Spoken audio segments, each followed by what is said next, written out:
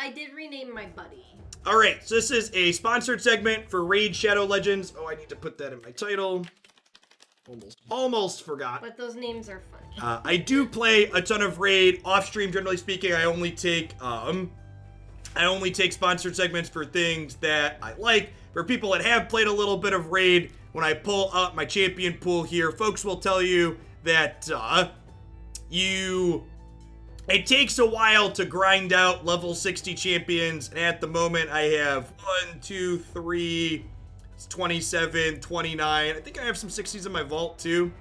Yeah, there's some 60s in my vault too. So I got like 40 champions that are currently built and maxed. The best way to describe Raid is it's a turn-based strategy game that feels to me like a mix of the old Pokemon, not even old, even the current, the Pokemon as a video game, along with like a Diablo 2 style RPG game.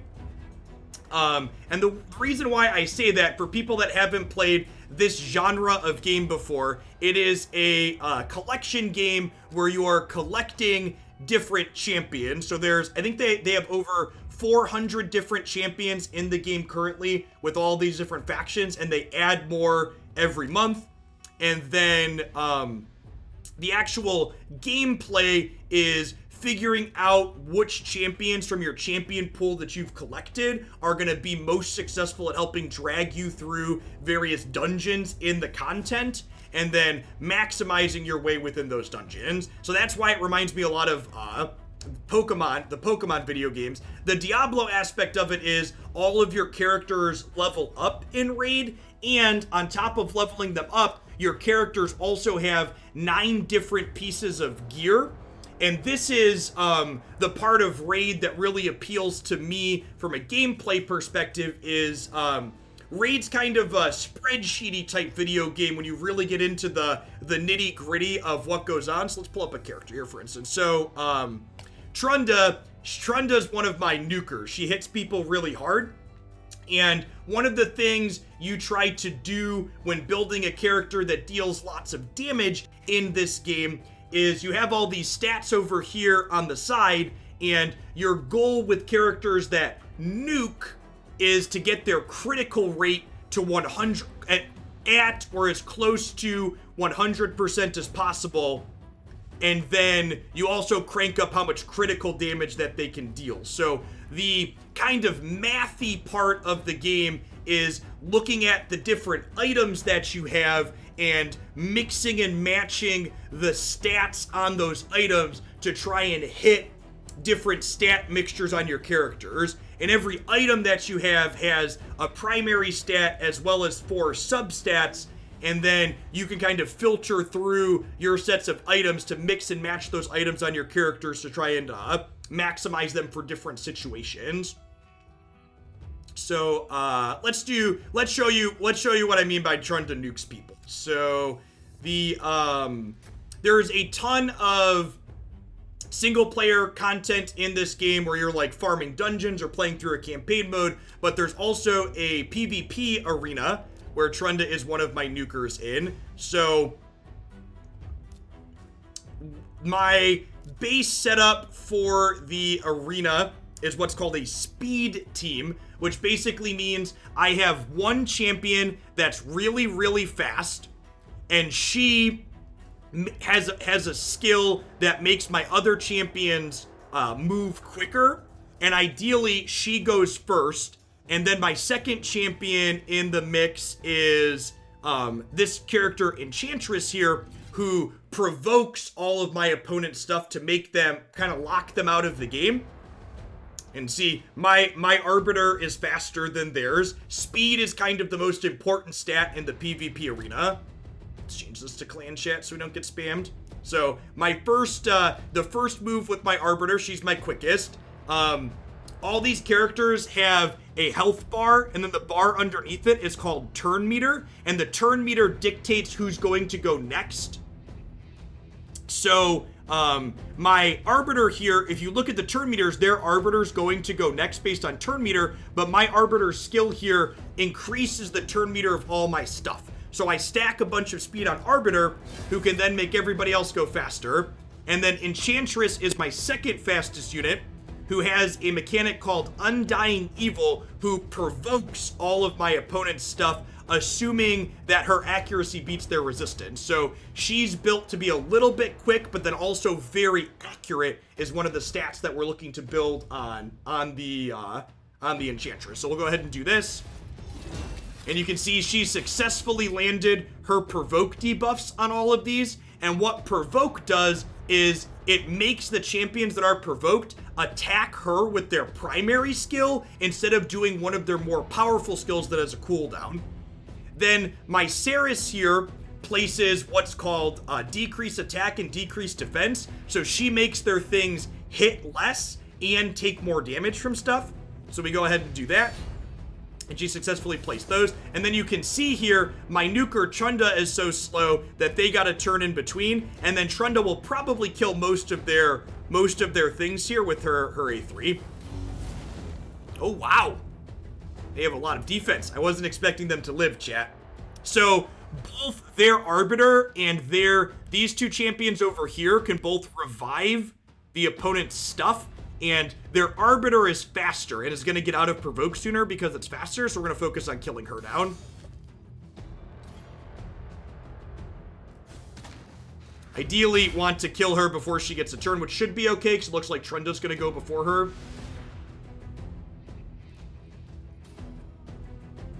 I'm still streaming in the Magic category. Did it not change? Twitch is currently bugged and doesn't always update properly. Thank you for that. And then we killed them. Gold. So in the arena, there are a bunch of different tiers, with gold being the highest under platinum, and I'm almost in gold 4. The arena reset last night, so I dropped down out of gold 4 when it reset. So if we just battle a couple of people here, it should pump us back up into gold 4. My Arbiter is very quick. Usually I hang out in the gold 4 section of the arena.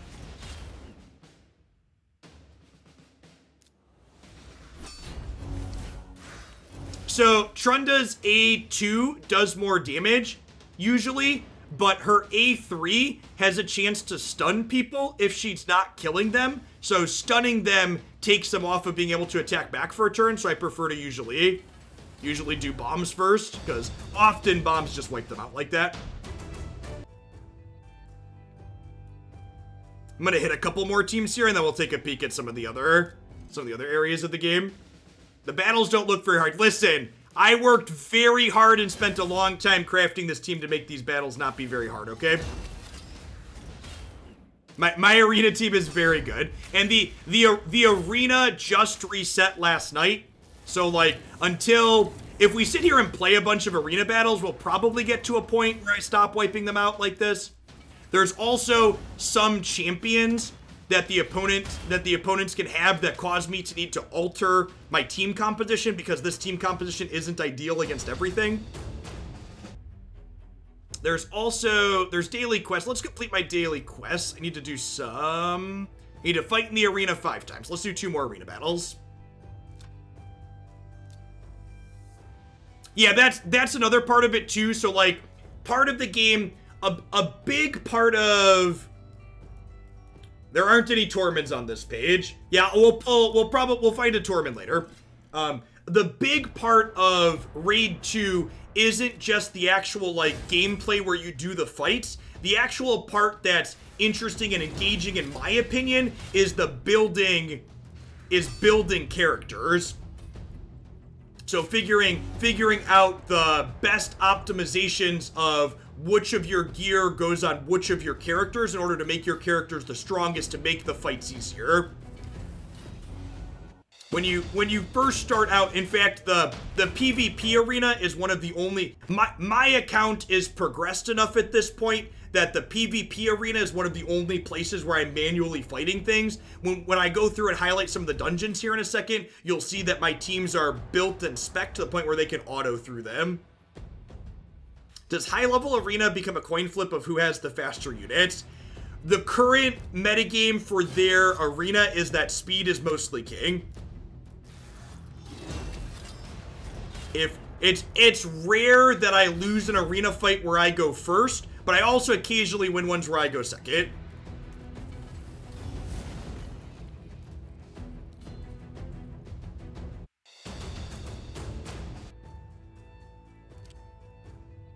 I do have one single bronze medal.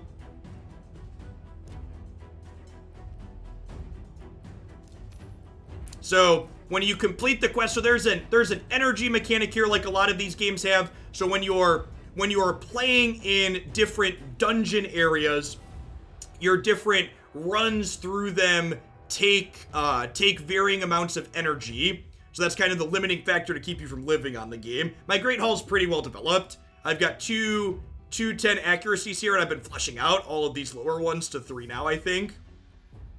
Any tips for progressing in Arena? Yeah, the most important thing about Arena is that at any point, speed is king. So you want to get a meter up champion here. You probably don't have Arbiter if you're in Bronze 4, but even High Katoon is a free login reward champ who's very reasonable. So if you build High Katoon as your lead, basically for speed leads, what you're looking to do is you'll notice I have 6 pieces of speed gear on her, and then all of my speed gear on this champion has my highest speed bonuses in the substats. So basically you want to build one character that can be as fast as you could possibly get it, so you can go first as often as possible in the arena. And you can see my Arbiter's relatively quick. 329's about average for being in Gold 4, I think. I go first in Gold 4, like, probably a little more than half the time once I get into it in the middle of the week. So, the big part of the game, especially when you're in the early game, is figuring out the different dungeons. So there are 4 different dungeons here, and these are the early to mid game is figuring out which champions you have that allow you to beat these dungeons efficiently or at all. So you can see each of these dungeons have 20 stages in them, and the waves and final boss in these dungeons get harder the more you progress through it. And at this point, my teams are strong enough that I've set teams up that can punch through all of them. And the end game for the dungeons is figuring out which of your teams can attack through them on their own. So like I said, unlike a hack and slash game like Diablo, where the actual gameplay is how much you're clicking and like taking click actions, in Raid, a lot of what you're doing is looking to min-max and build optimal teams so they can run the dungeons automatically as fast as possible.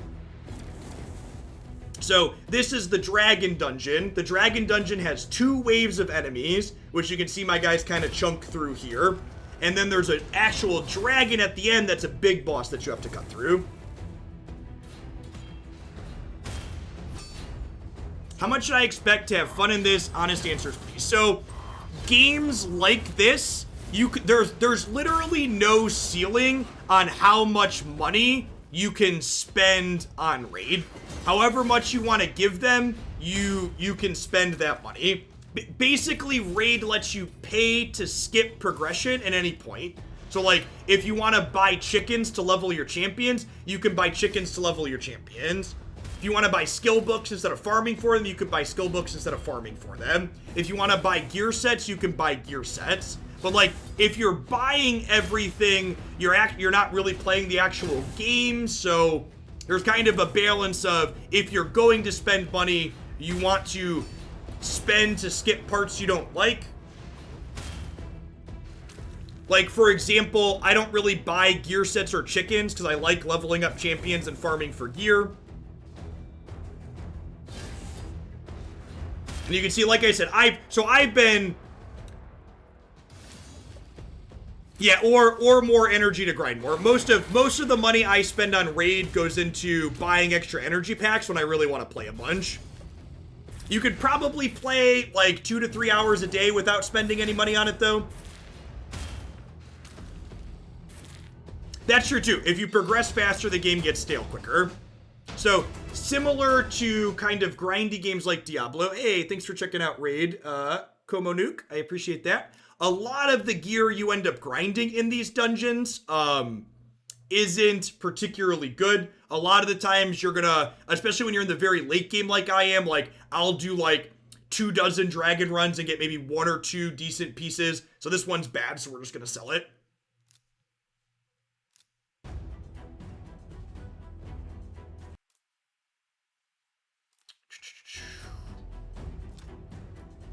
The graphics on the desktop are a little bit better than they are on mobile, but honestly, the mobile animations are pretty close to what you see on the desktop here.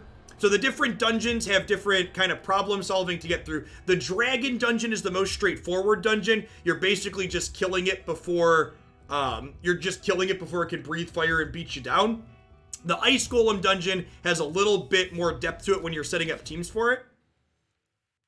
So this dungeon also has 2 waves of enemies here.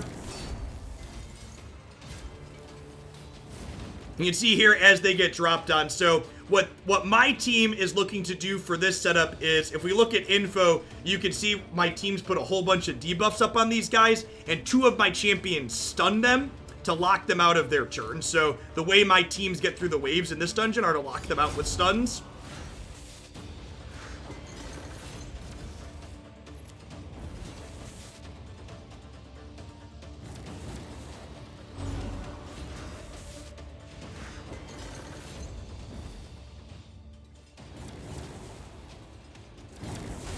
And then the last boss of this dungeon is very different than like what the dragon is. It's not just one guy that you have to fight through before it takes you down.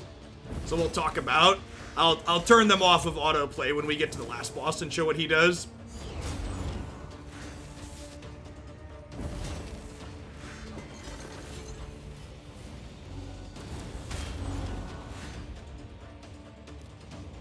So the last boss here is the ice golem himself, and he has 2 minions here.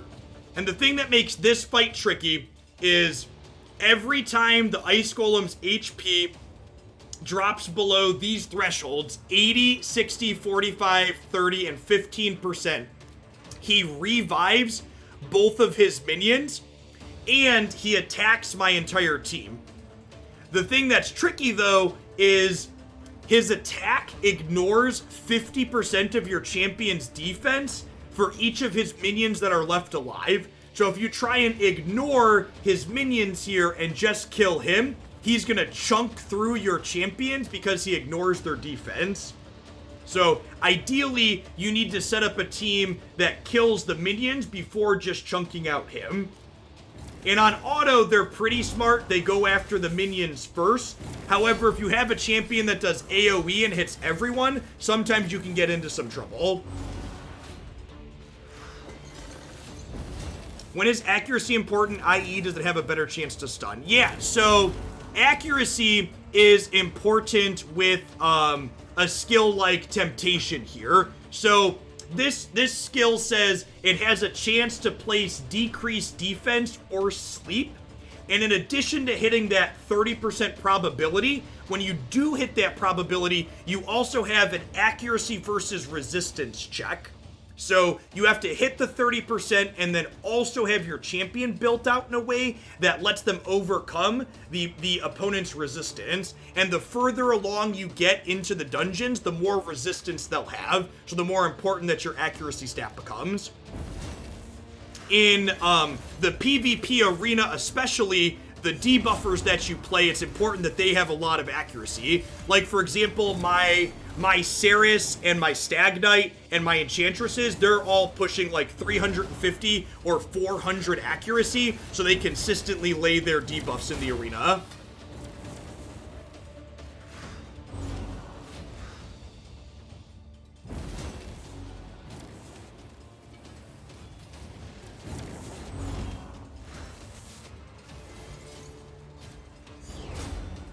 This is one of the longer dungeon fights because even with a team like mine that's well optimized, you still have to chunk through their minions here. So he does his Frigid Vengeance and he pulls them back up. And again, he revives them at 80, 60, 45, 30, and 15. So it takes a little while to chunk through them a few times, then also knock him down.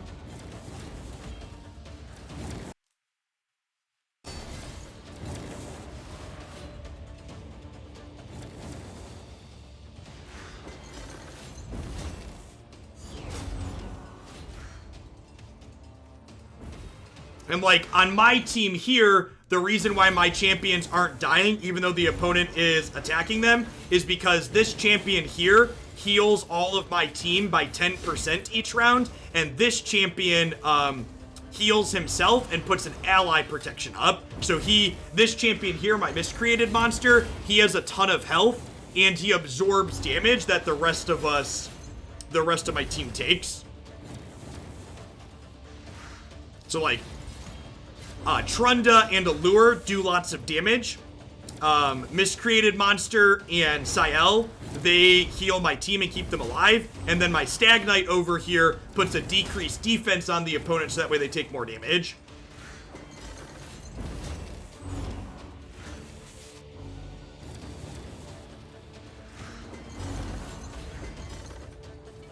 You can kill it quicker if you click on the Ice Golem. Yes! So, if you have them focused on the Ice Golem, you can just kill it. However, its attacks at each of these percentages will kill your team. Because if you don't kill their minions, this attack ignores your defense 100%. And your champions are very squishy without their defense. So generally speaking, clicking on the Ice Golem to focus him down is not a good strategy.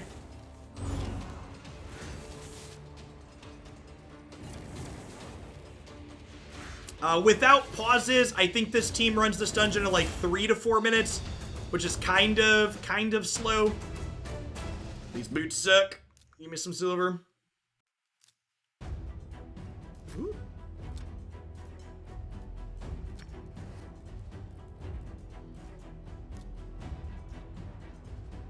Run through. Start by running through each of the dungeons here to highlight the different problems that they present. So this is another dungeon where there's 2 waves to start and then a final boss at the end that's handled differently than some of the others. And then the spider dungeon is set up differently than these first 3 where there's not waves that you fight through. Yeah, block revive is good. I don't really have any champions that have good block revive skills built out, but if you have a block revive champion, it can make the Ice Golem go a lot faster for you.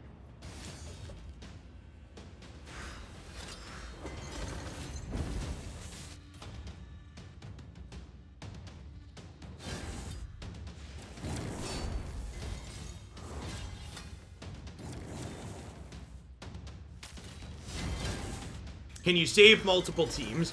Each different dungeon remembers which team you have in it. I have some overlap between mine. Like, most of my teams have Arbiter. All 3 of these teams have Trunda in it. The Spider dungeon is the one that differs the most from the other ones because the way you have to fight it is very different. I'll show that when we get to it. Prodigy, thanks for the 9 months. I appreciate that. Welcome back.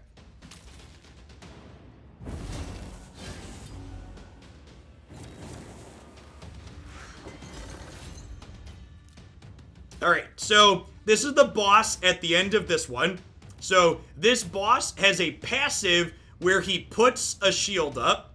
So let's go ahead and start with this. So he puts a shield up, and you can't actually get through to hit him for real amounts of damage until you've hit him 10 total times. So the types of champions that are good in this dungeon are ones here like Stag Knight, where his attack hits 2 times. So when Stag Knight does his primary here, his shield loses 2 points. Allure, also very good. Her primary attack hits 3 times, so it takes 3 points off the shield. Trunda, her A1 hits 2 times.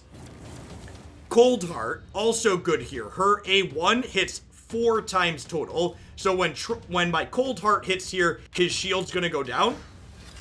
And then you see his turn meter bar here. His turn meter bar when he gets to full and takes his turn, he's going to put his shield back up. So you want to try and get hits in while his shield is down. Put debuffs up while his shield is down. And then my Allure here is very good in this fight because she has turn meter control on her A1 as well. So her A1 reduces the Fire Knight's turn meter, the thing that's hitting turn meter, by 25% for every critical she lands. So when she does this, his turn meter is going to drop down. So one of the puzzles you try and figure out when you're playing through these dungeons is which characters best that out of your champion pool meet the requirements to help you get through the dungeon. And unlike a card game where you just like have all of the cards, it's not a super linear, these are cut and dry, these are the champions you use in every dungeon because everybody has a different champion pool to work with. Obviously there's some overlap, but like figuring out which champions fill which roles helps you get through the dungeons from your champion pool.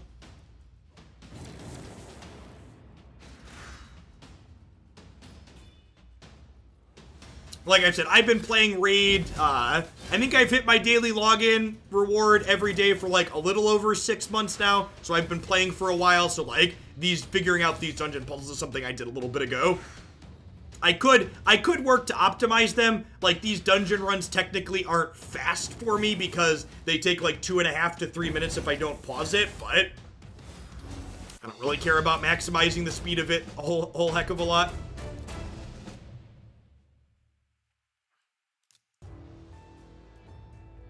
Alright, so the Spider's Den is the dungeon that differs the most from the rest of the dungeons in this area.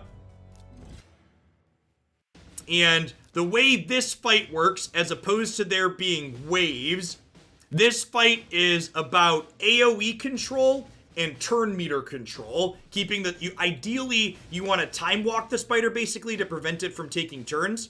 So every turn the spider summons spider babies, up to 10 spider babies, and all of the spider babies also take turns. And then when the spider takes a turn every 2 turns, it eats all of its babies that are still alive and heals itself. So ideally, you want to use turn meter control to keep the spider from taking turns, or you want to kill all the spider babies so that way when it does take a turn, it doesn't heal as much. So my team, the basic setup for my team in here is I've got this guy, my monster here, who not only stuns some of these spider babies, but puts shields up on my guys to keep them alive if they take hits. And then my Stag Knight does debuffs to make the spider take more damage. And then my 2 Royal Guards here and my Cold Heart chunk in for lots of points of damage here. Oh, I did the wrong attack. I should pay more attention. Usually I auto this dungeon, so I want to do takedown. Alright. So you can see the takedown attack there chunks through a pretty significant chunk of the spider's health.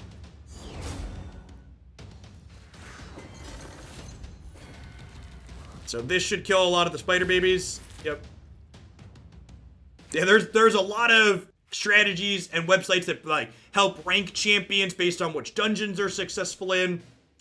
Frank is one of the best champions in this dungeon, not close. And then Cold Heart's A3 here is really powerful in this dungeon because not only does it hit for a lot of damage, but it wipes out their turn meter. So you'll see when Cold Heart hits with this, if it doesn't get resisted, the turn meter bar is going to get wiped out here. So both of these champions here also help reduce the turn meter on the spider. And then Frank here with his shields helps make it so when the little spider babies take their turn, my team doesn't die. He also stuns some of them so they just don't get turns.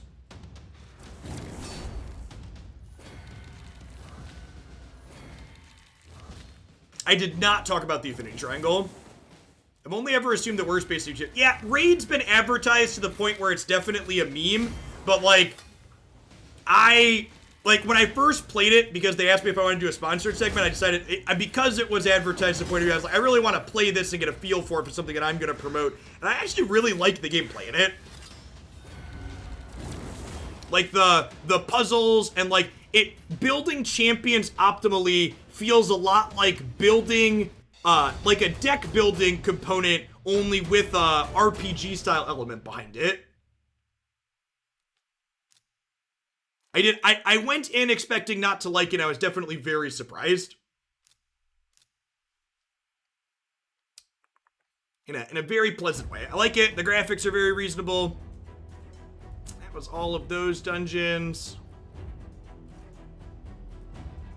I don't know. Someone said the company's awful. I'm pretty convinced players of most games think the companies that make those games are awful. Like, Magic players hate Wizards. Raid players seem to hate Polarium.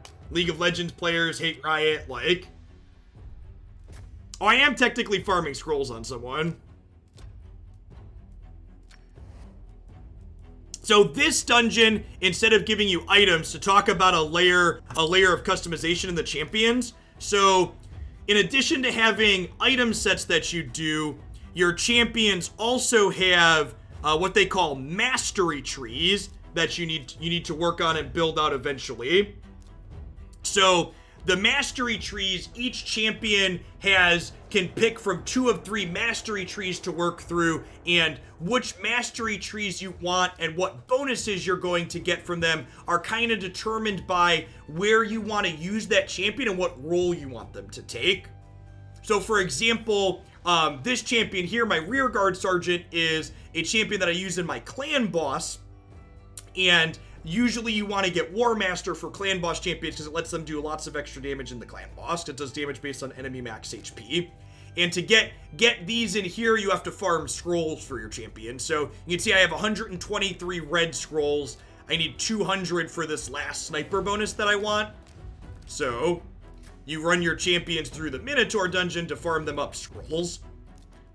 And again, talking about how you can basically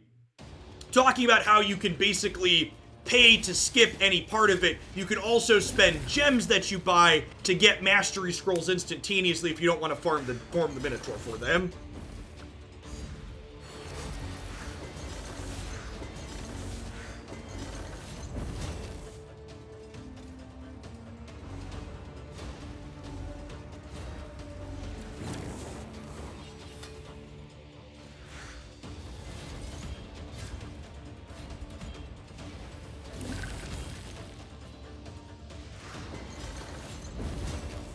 Can't pay to skip arena missions for Arbiter, though. That's kind of true. That's kind of true.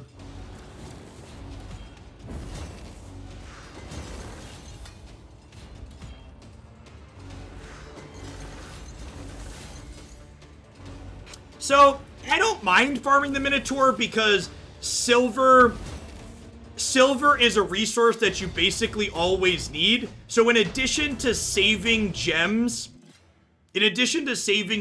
when you run the Minotaur as opposed to buying them outright for gems, you also collect silver that you need.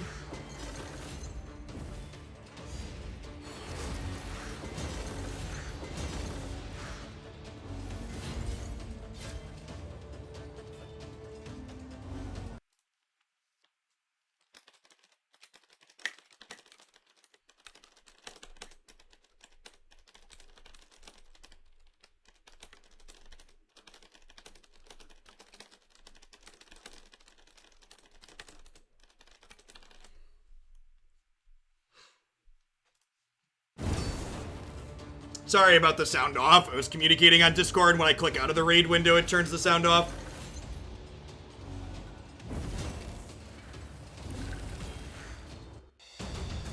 So, people talking about free-to-play versus paying to play. One of the things you want to min-max when you're free-to-playing, and even I spend money and I try to min-max it, the energy mechanic here is you have a 130 energy cap, but you can go over that with energy refills and stuff that you get. For example, when I finished my mission for my arena, it gave me extra energy. It gives you a good amount of energy even without spending anything.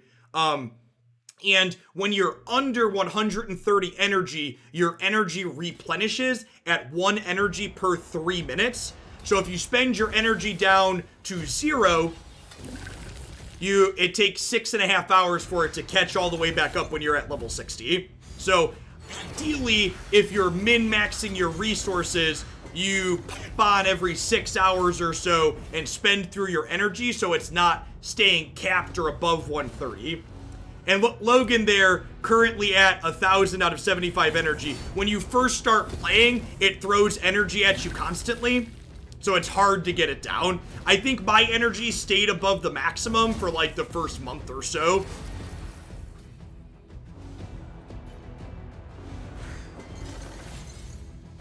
I'm just gonna hit the Minotaur a couple of times once, so the energy can get down, and then we'll show off some of the other areas I wanted scrolls here. It is a good game. I definitely pop right up when I'm feeding Haley a bottle in the middle of the night and spend my energy out.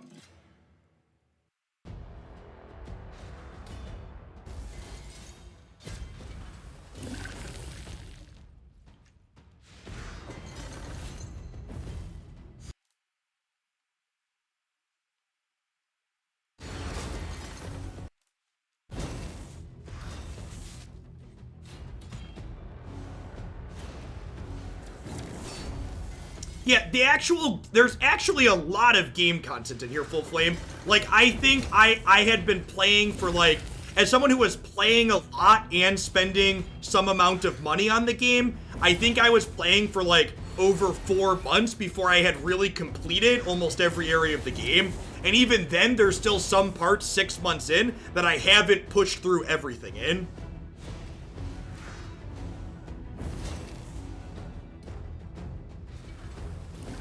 There's a lot of customization parts to the characters. There's a lot of different dungeons in it that are different problems to solve based on the dungeons.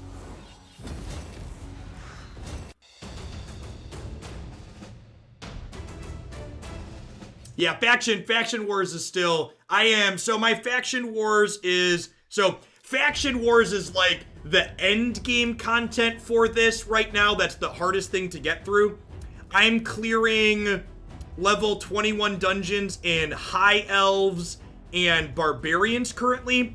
And so, like, this area of the game requires you have a really deep champion pool to get through, because each champion in the game belongs to a different faction here. Ogre tribes, lizardmen, skinwalker, orcs, high elves. And in each of these crypts, you can only use champions from those specific factions. So, like, here, I needed to have 5 really good, specifically high elves to get through her. Allure is one of the best champions. Yeah, she's like an S tier epic champion. She's very good. She's good in arena, she's good in dungeons. She's decent in the campaign even. She's a little bit squishy, but if you have someone to keep her alive, she's stellar. Like her a lot. We'll show my these faction war runs. I saved my keys from last night so we could show them today.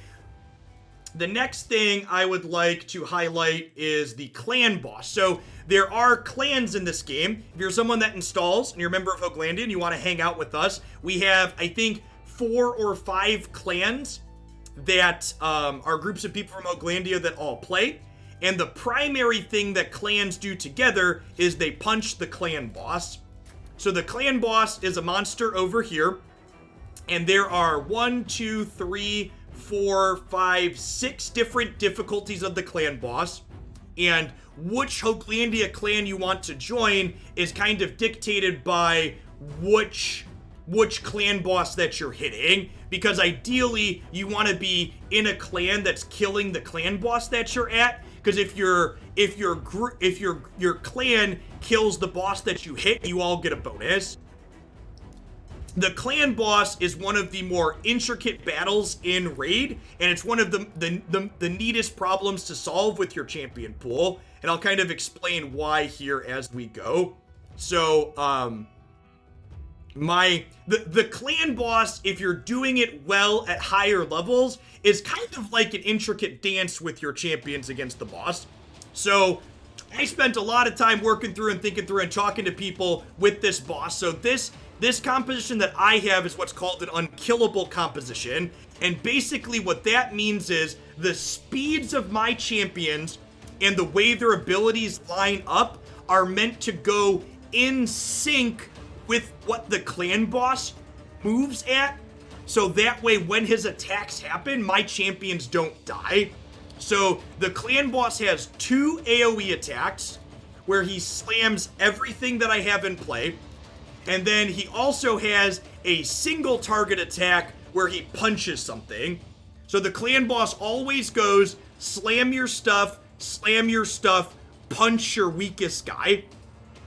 And my man-eater here is one of the keys to this composition. So what he does is he makes all of my champions unkillable and blocks debuffs on them for 2 turns on a 5-turn cooldown. So he'll put this bonus up. Then my Painkeeper here has a skill that reduces the cooldowns of my other champion's skills. So she uses this, so this way my Man-Eater can get back around to putting his unkillable buff up before the champion here gets back to its next set of slams. Then my other 3 champions are my DPS champions that actually deal damage to kill the big monsters. See, I haven't actually dealt damage yet. So she shoots him with that. This champion puts up a Frostblight to make him weak to poisons because my team's poisoning. Now we can go ahead and smack him. And then my 3rd champion here, you'll notice he went really slowly. So my Man-Eater actually took 2 turns before this champion took 1 turn. And the reason for that is this champion is intentionally made slow, so that way when the clan boss goes to punch something, he's going to always punch this guy while he's still unkillable from the Man-Eater. So I'll do this. This guy will do his AoE and hit everyone again. We'll go ahead and shoot this. We'll go ahead and loop through. And then Painkeeper heals all of my things. So she's nice. This punches. So the way this composition works is the clan boss on his single target punch always punches your weakest champion. So this composition abuses that to kind of focus this slow champion to be the weakest in the later rounds. So now again, the clan boss is getting ready to slam, so we'll put up the unkillable. He slams, and you can see him getting weaker here. Go ahead and reduce the cooldowns. And I'm gonna do this manual until we see where the loop starts. So people that haven't seen it before. You can see we're laying poison debuffs up here, just building up this bar. Poison are some of the most efficient debuffs to have in this matchup against him. So now he's gonna go ahead and slam everything, and you can see when they get slammed, they all have that unkillable bonus, so none of them die. Now I think this is the round where he starts punching this, if I recall, or it might be next round. So the way we kind of abuse it, so he always focuses down this, is my Painkeeper heals all of my champions a certain amount, but I built my champions and configured them so that way this champion here has the highest health total of all 5 of my champions. And what that makes the AI do is because this champion has the most health, when all of them get healed by the same number, this has the lowest percentage of health, which makes it draw aggro when it gets punched. So I can go ahead and press auto here. And one of the keys is this is a really long fight because they're unkillable. They last all 50 rounds. So ideally you set them up so they go through this rotation automatically. Because again, the big part of the gameplay in Raid, especially the part that I find interesting, isn't the actually clicking through the combat steps. It's figuring out your optimal character builds to get them to do the combat as efficiently as possible.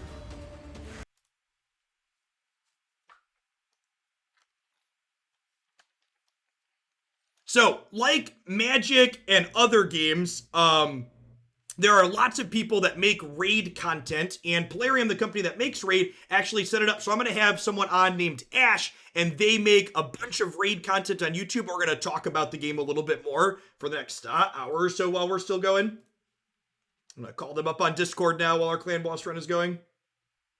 Hey, Brian, thanks for the 3 months. I appreciate that. Welcome back.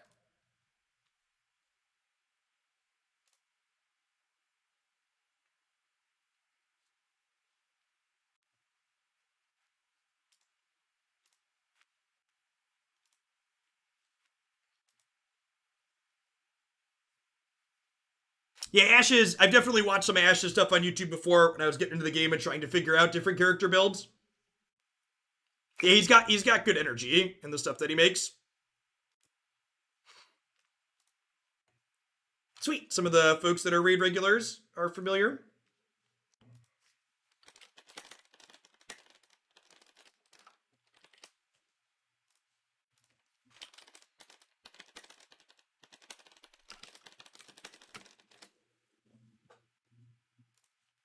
I really wish Raid had a setting so I could have the game sound play while I'm like clicked into Discord.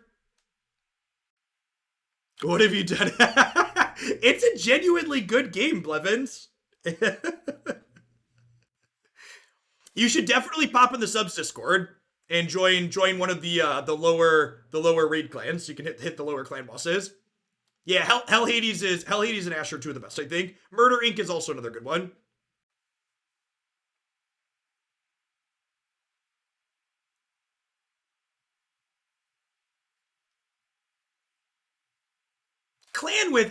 Clash with Ash, speaking of, the one and only. Thanks for the sub gifties.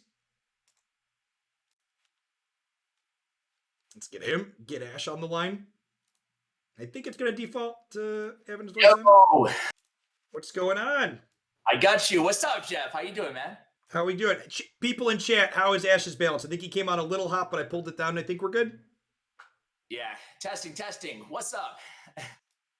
You like how I threw those gifts? Butter up the chat first, right? a number. So Get I've done. On my side. I want the people to like me, man. I've done. This is my third or fourth raid sponsored segment. I've been playing a ton for like the last 6 months. So there are a number of people in chat that were familiar with what you do. That's really cool, man. Yeah, it's awesome. I was actually just checking out your channel ahead of time. So I started playing Magic way back in the 90s myself. So it's really cool to see that as I messaged you earlier. But I'm in the same boat as you, man. I started covering this as just sponsored content like a year and a half ago. And at some point I was like, you know what? I better actually play this game to understand it. And I got hooked. I got hooked so bad. So really a big fan. Yeah. So what do you do? You got an unkillable comp here. Are you on Ultra Nightmare? Yeah. So we've got a group of us that we've been killing Ultra Nightmare consistently for like the last month or so, which is great. And I've got I don't have 2 man-eaters, so I have to 3-key it, but I've got one with a Painkeeper, so. Oh, not bad at all. Yeah, I run the same, very, very similar team. I run 2 man-eaters, but it's very similar in terms of, yeah, comp. Yeah. A couple of the other people in our clan have the double man-eater comp. That one usually 2 keys, right? Yeah. It 2 keys unless I get a spirit affinity. And in that case, I have to manual it or 3 keys. So it just depends. But we're in the same spot. It sounds like that as your clan and my clan, where we just maybe about 2 months ago got to the point where we're killing Nightmare and Ultra Nightmare every day. Yep. So one of my goals, I think, for I think I'm gonna pull this up for folks after this, is because I'm 3-keying Ultra Nightmare, I want to try and build like a comp to 1-key Nightmare, so I can try and like get the maximum out of it, so you can like max chest both each day. Oh, absolutely, man. Yeah, let's take a look at your champions after this one. You still got a ways to go here, but what do you usually go for, like 15 minutes or so?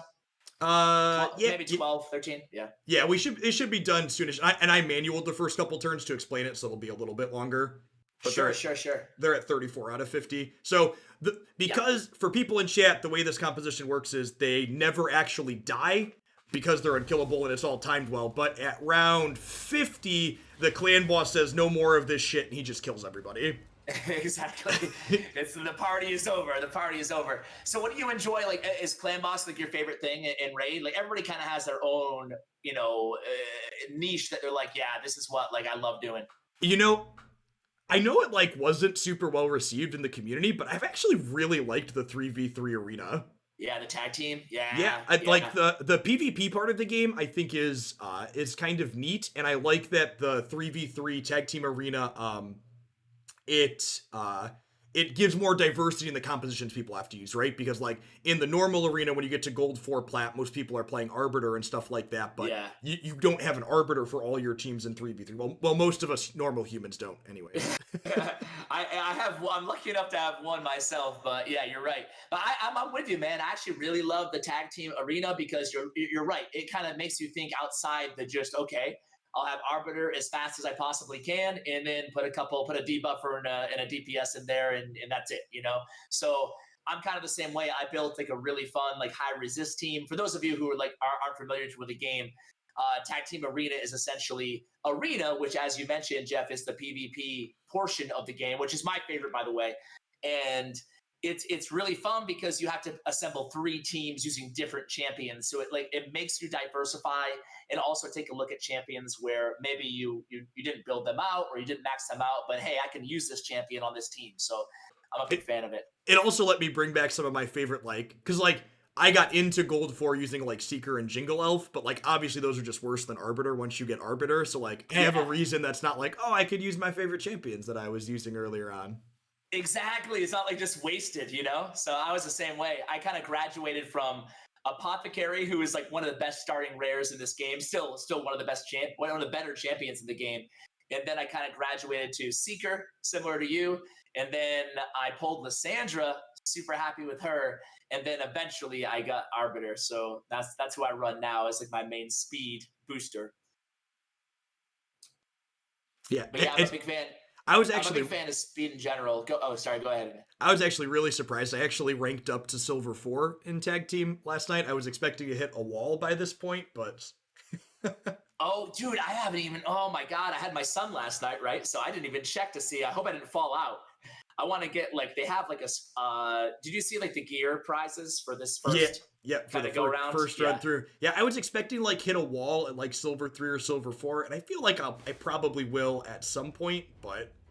What is your overall power, player power? 2.5 million? Yeah, 2.5 million. Oh, no, dude, Silver 4 is where... Silver 4 is the right now, right? Yep. Okay, I am in it too. I'm with you. All right, but, let me pull out... It caps out at 7,500, so you and I, man, we're one of the 7,500. Not bad. Let me grab my extra 60s here. Some of them aren't very useful. It's like this is... I gotta see your legendaries, dude. Oh, yeah, I guess I have some... Show off your account, man. Show off your account. I have some extra poop legendaries in here. Yeah. I actually didn't fuse Chilean, and I didn't fuse Gerptuck, and I opened both of them. Oh my God! Yeah, I was like, well, these don't seem very good, and then I opened them. I did that. I fused both of them, but I passed on Crypt King. I was like, nah, I'm gonna pass on him. But yeah, there's let's see. Yeah, we have a lot of the same legendaries that we haven't built up, dude. I haven't built up my Killian. I haven't built out my Lord Champfoot, and I haven't done. Who else did I see there? There was one more. Oh, Abyss. Yeah, I fused Gerptuck, and then my next 2 Legos were Gerptuck. Wolfie in your chat, man. Yeah, that's rough, dude. There's nothing worse than pulling a bad legendary. Yeah, I'm pretty good. I've run pretty hot on my Legos. I've opened both Trunda and Lysandra, though, who are like just like top tier arena champions, which is great. Yep. What do you think of Scylla the Drakes? I actually really like her. She's super key. So Barbarians is one of my faction crypts that's at 21 now, and she was super key in pushing through that. Her and Sky Touch Shaman basically just drag anyone you want kicking and screaming across the finish line. Yes. I actually I'm using a level 50 War Maiden to clear that dungeon because they just both heal and keep people alive so well. Yeah. I've been saying for a while, man, that I think that Scylla the Drake. By the way, Scylla the Drake is a legendary champion. Who is a daily login reward. So everybody gets her after playing, I think it's 180 days, which is quite a while, obviously, but eventually everybody will have her. And I think that she's really the best thing they've introduced to the game in a long time. I think she's really, really good. I have her built in a stun set, and I'm a big fan.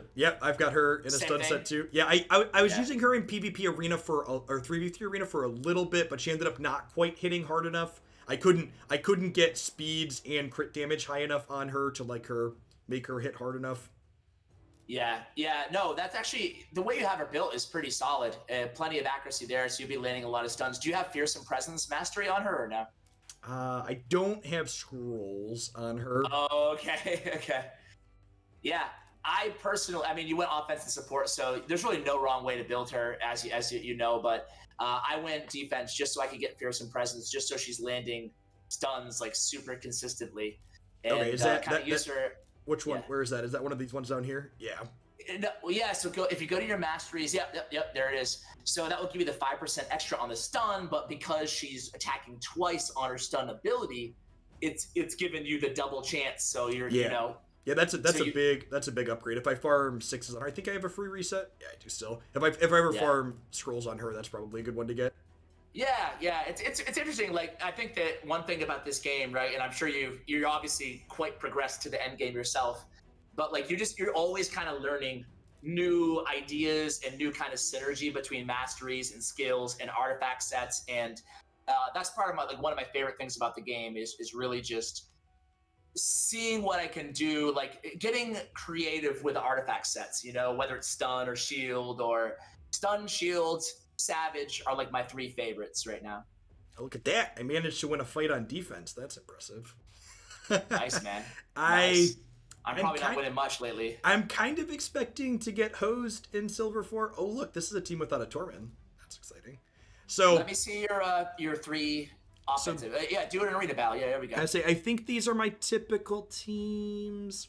And so for people that are at home, the 3v3 arena is similar to the 1v1 arena, except there's 3 different teams, which leads there to be a lot more diversity in champions. So in the normal arena where both people are playing 4, everyone in the game can get Arbiter just from farming through. So Arbiter's on most teams. So the 3v3, there's a lot more diversity in what you see on average.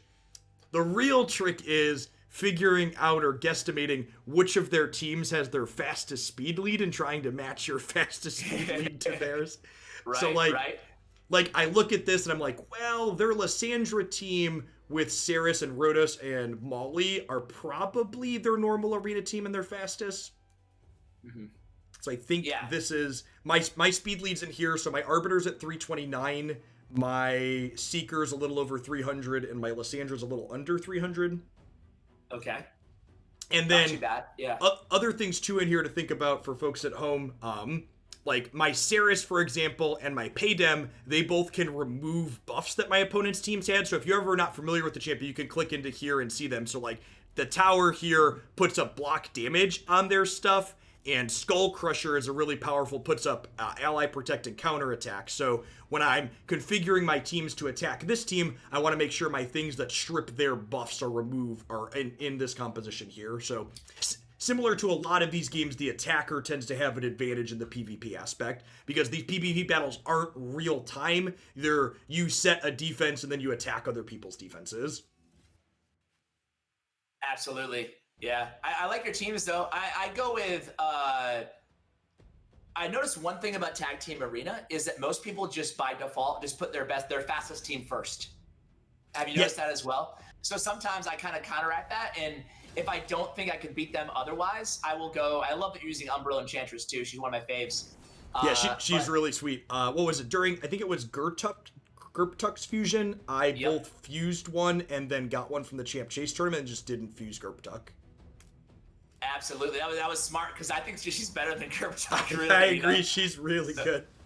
Yeah, so I think that, but with the next patch, actually, there's going to be a big champion rebalancing. So I would not be shocked at all if Gerptuk gets a big buff or at least a buff, you know. So I'm definitely holding on to all my epics and legendaries as should anybody, and hoping for the best, you know. And good rule of thumb for people at home too. So I haven't talked about how you level champions yet in this set today, but you feed weaker champions to other champions to level them up in this game. And one thing you should generally do is don't eat epics or legendaries almost ever, and only eat rares if you have duplicates of them, is the general wisdom.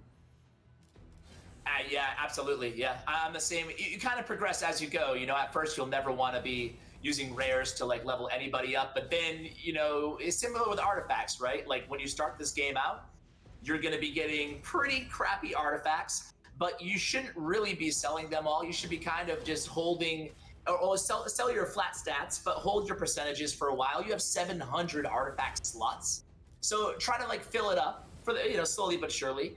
And then slowly you can kind of like your baseline average or the lowest acceptability for your artifacts, the level and stat wise, you can kind of filter that higher and higher and higher as you progress in the game. Yep. And eventually you'll get there, you know? Do you have any immunity gear?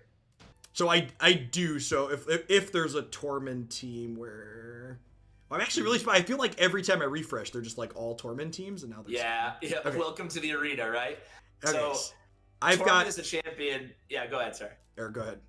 No, I was just gonna say that for the viewers, like Tormund's a champion who can freeze you every time, has a chance of freezing you every time it's your turn, basically. Every time a champion's turn is ready to go, there's a chance that they could get frozen and lose their turn, essentially.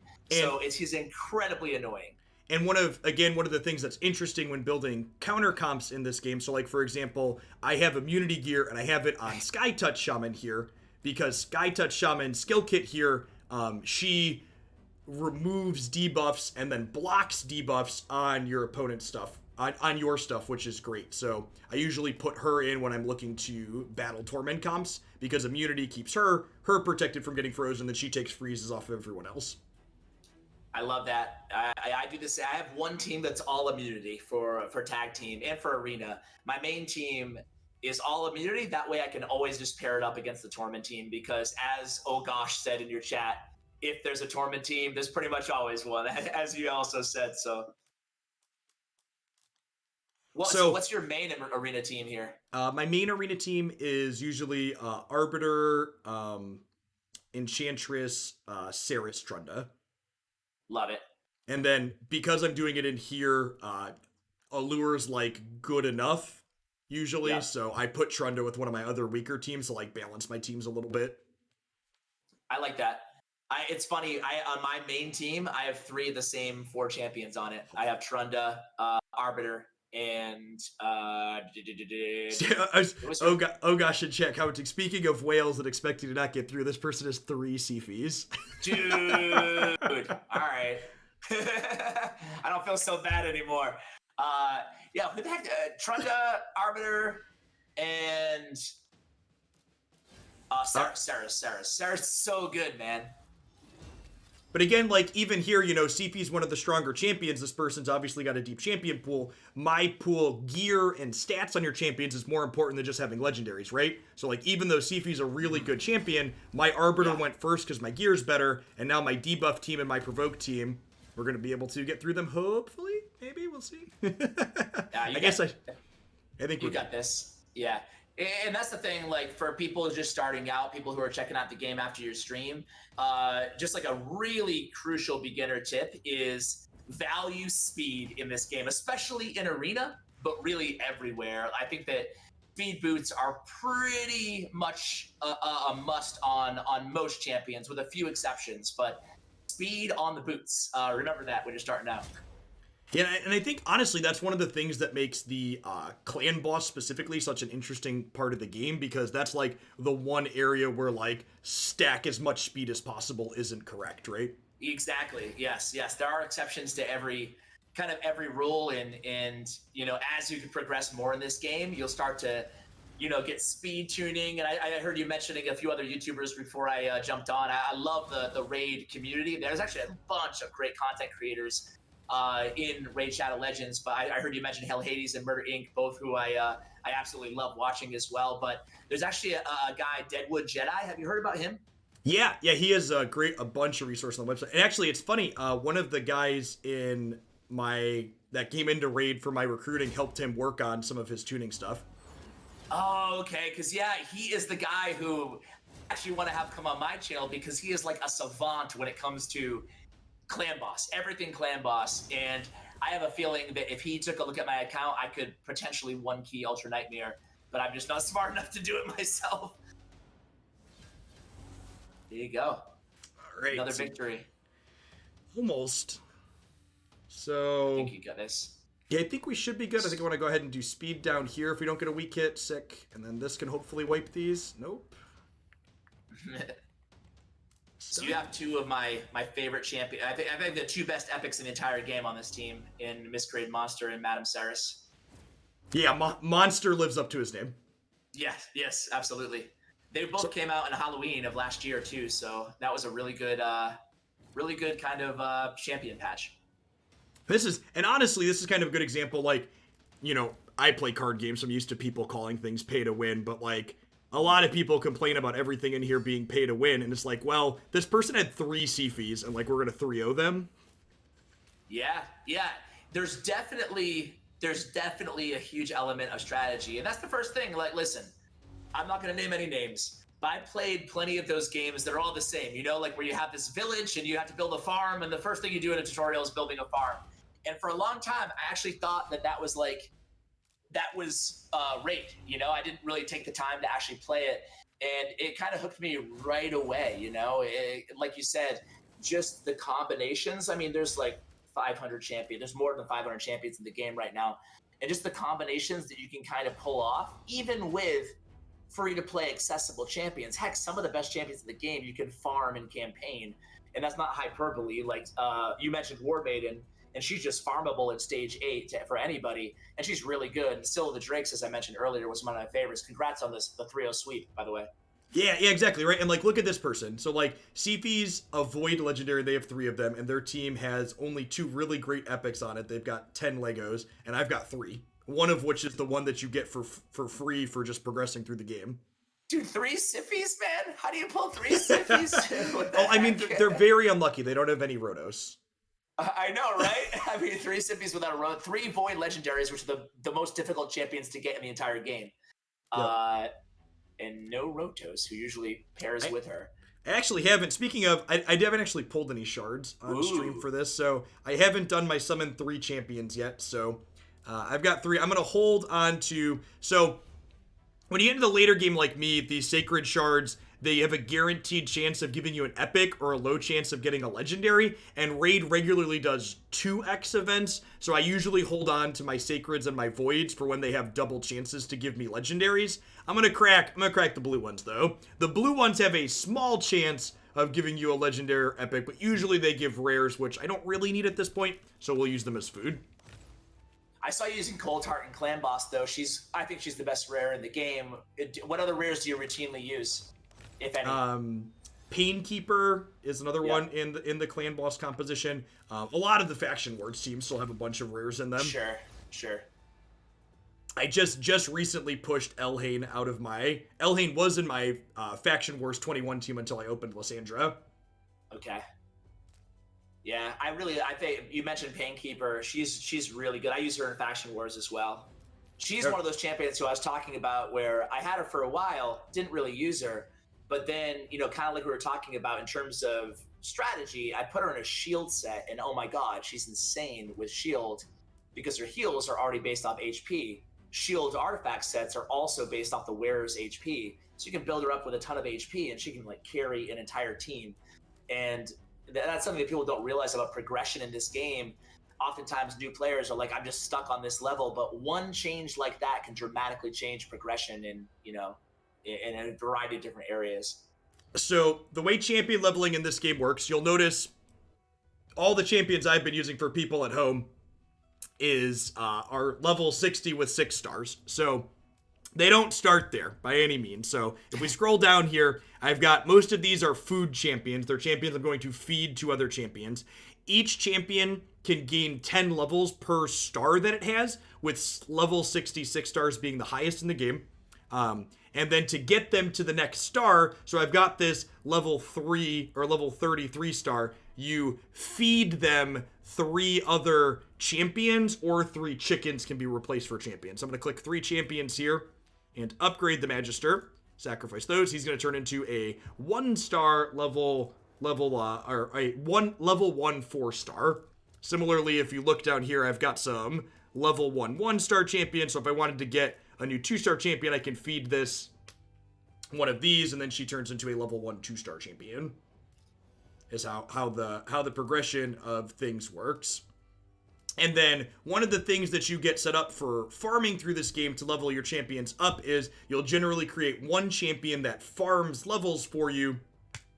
So for example, my last daily quest for the day is beat a campaign boss 3 times. So the campaign is there's the first time you play through this, there's like a story mode that goes with it. So there's a little storyline that's cute and you play through the 12 levels. But usually you farm level 12 and then the boss here is the last one. So I'm going to do that real quick.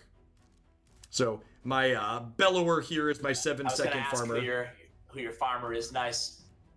And then Can't go wrong with Bellower. He has AoE attacks on every ability.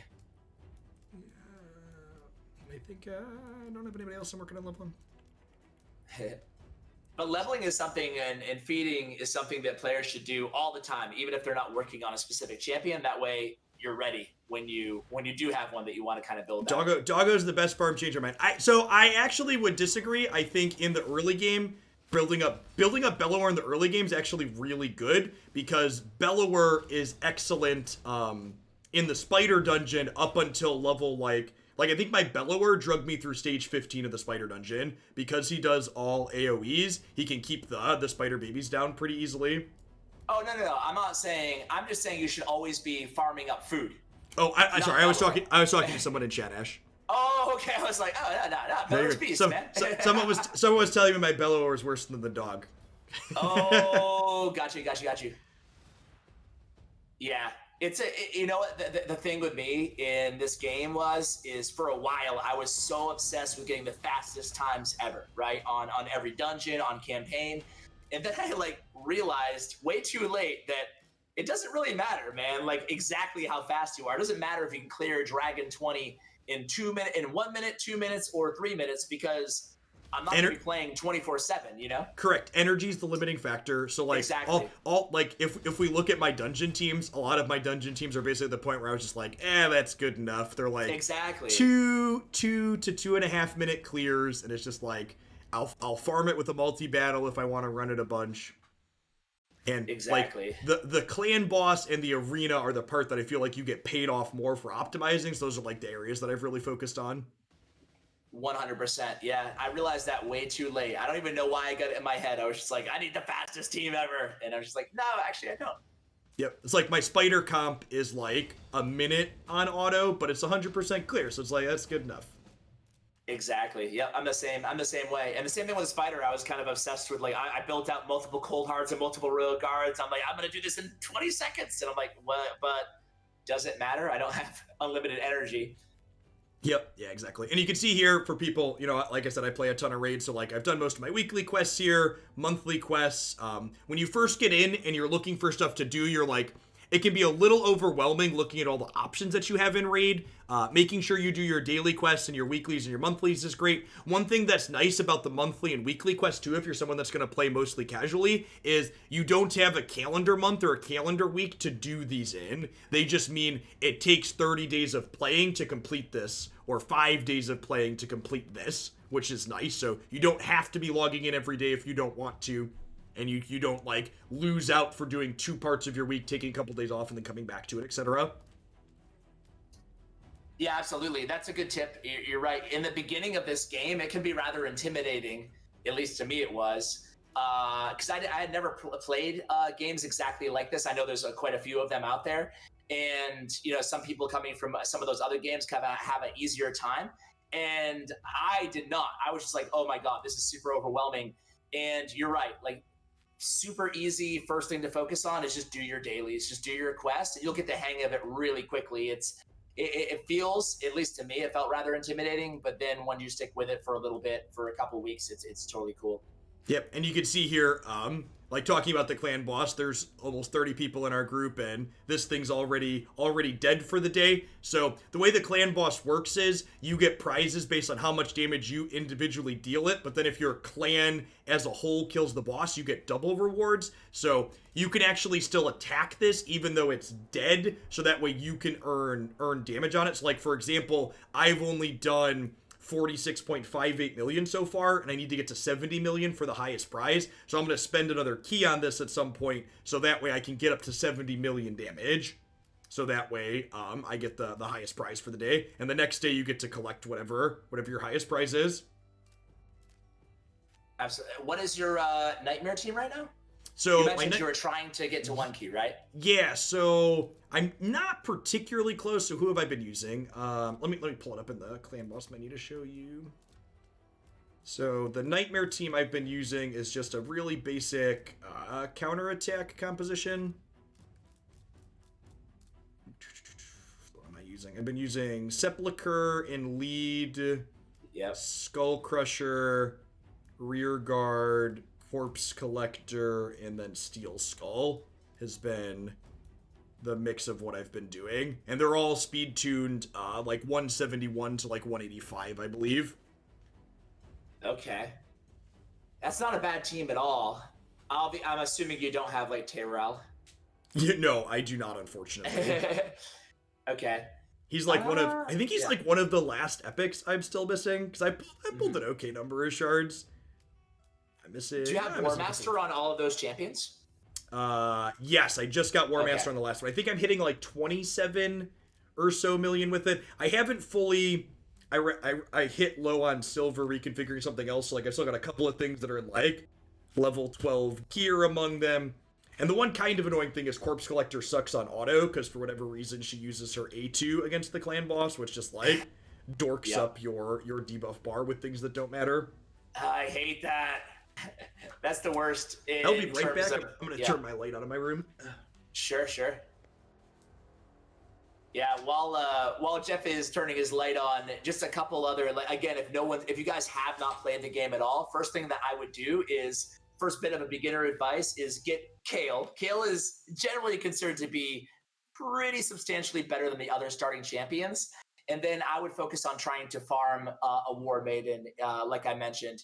I think it's stage 8, but it might be stage 9 or 10.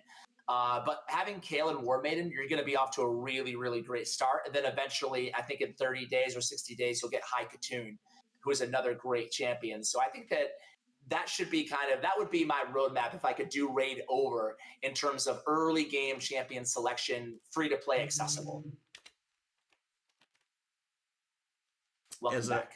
As a heads up, and the reason why I had to turn my light on is because my natural light from the window turned off. Apparently, there are 70-mile-per-hour winds, thunderstorm warning with hail in my area until the next little bit. So if I disappear, the power turned off. Are you in like hurricane area? I am not, thankful. I'm actually in the Midwest. Okay. So. Oh, okay. I'm East Coast here. It's just 2020 and basically Armageddon everywhere. Absolutely right. It's a weird year, to say the least. Blevins War Priest is more of a support healer type champion, and War Maiden is a debuffer. So I can actually really important to have an AoE defense down champion on your team. It's going to make everything so much easier. So War Maiden is really good. Having a 3-turn cooldown on a decreased defense is one of like the holy grail skills for dungeons in the game. There's a volcano going off in Indonesia, good lord. Wow. Jeez, man. Who is talking to Jeff? We have, for those of you that are just joining us in from our regulars, this is Ash. Ash makes lots of great Raid YouTube content. He's hanging out while we play through some Raid today. Oh, I didn't show people Faction Wars. I was going to do that. Yeah. So I talked about this a little bit. This is very end game content. So High Elves is up today. So there's a ton of different factions. You can see they kind of rotate through daily which ones that you have. And my High Elf crip that's relatively fast. 5 minutes is pretty quick for a stage 20. Yeah, and the bad thing about Faction Wars is they're very difficult, as you know. The good thing is that you can lose unlimited amount of times. Like, you only spend your resources, your keys, which you get daily. They're only actually spent if you win. Yeah, it was actually a really smart way for them to do it, right? Because it gives you lots of chances to like figure it out and not feel like you're just wasting stuff. Yeah, you can fine tune your teams. Okay, I lost here. What can I do? So yeah, I agree with you there. What's up, bud? No. Yeah, tell mommy to watch the weather. There's a storm outside, okay? No tornado. I love you. We don't want there to be tornadoes, bud. Don't sound sad about that. he was so let down when I was like, no tornado. How old is he? 6. Okay, I have a 3-year-old myself, so. Okay, yep, I have 3. We have 5, 6, and newborn. Nice, congratulations.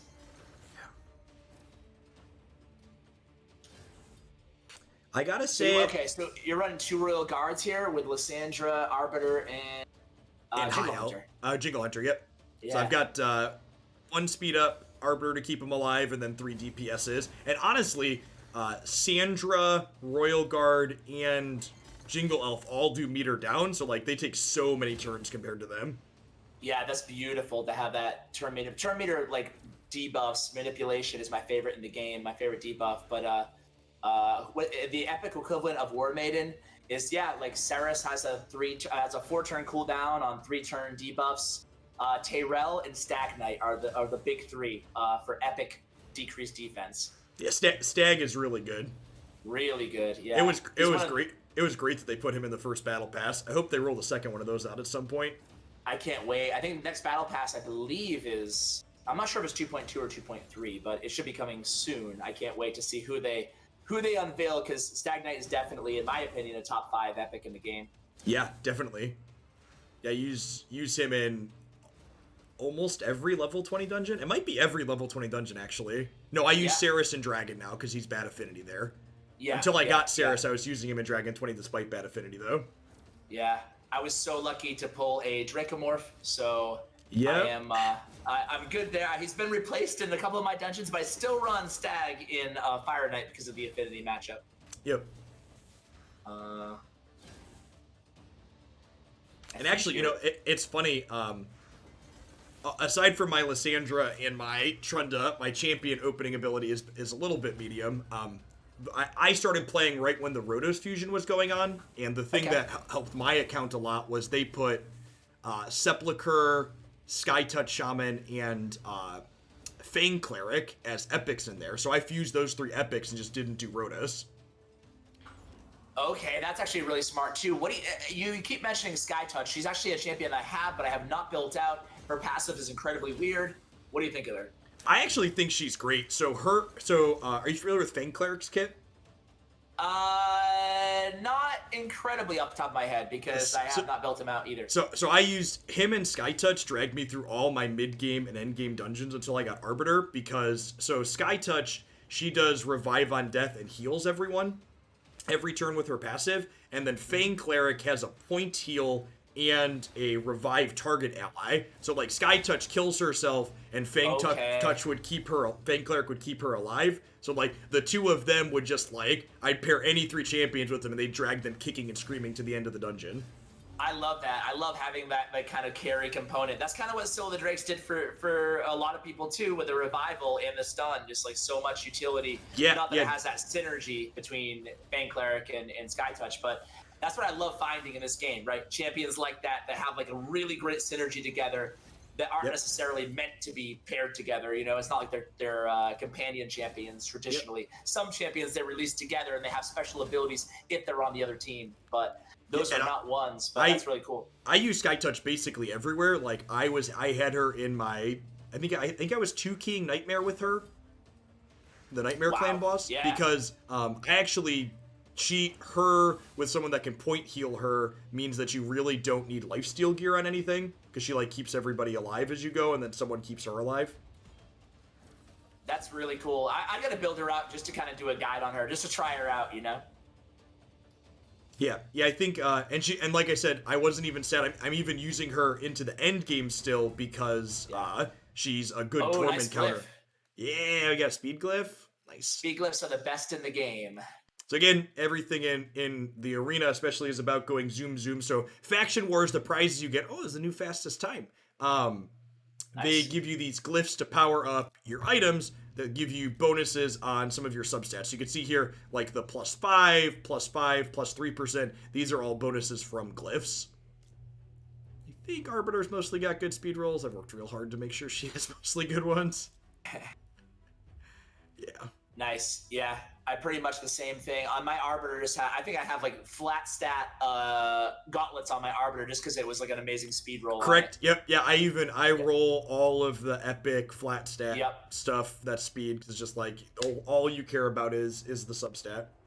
Absolutely. Yeah. For people who again might just be trying the game out today or whatever for the first time. Generally speaking, that second row of artifacts on these champions, the gauntlets, the chest, and the boots.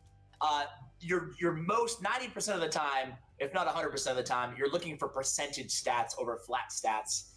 In this game, it just scales way better, and they're generally considered to be better, with the exception of speed, boots, and accuracy or resistance chests. Yep. Wolfie asked about affinity mechanic, and it's pretty simple without getting like super into the all the benefits that you get, but there are certain champions that match up better or worse depending on their affinity, and there are 4 affinities in the game. So there's magic, spirit, force, and void affinity. And Void does not have any bad matchups. You can see that right there, yeah. And that's and you have a better chance of inflicting a critical hit, landing a debuff, etc. if you have a good affinity matchup.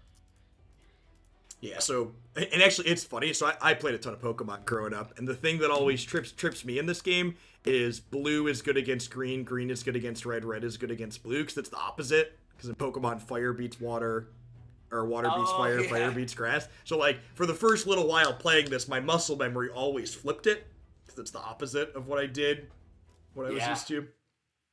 Oh, oh gosh said the same thing in the chat about backwards from Pokemon. Yep. Do you have a favorite champion in the game? I have a favorite champion. Probably Seeker.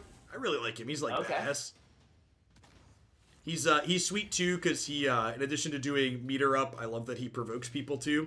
And especially if you have Evil Eye as a mastery on him, like, if he goes first, he also, like, slows down or provokes their speed lead. Mm-hmm.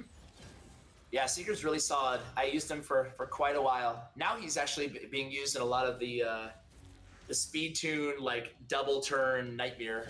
Yeah, I saw that. If I crack a second Maneater at some point. Yeah.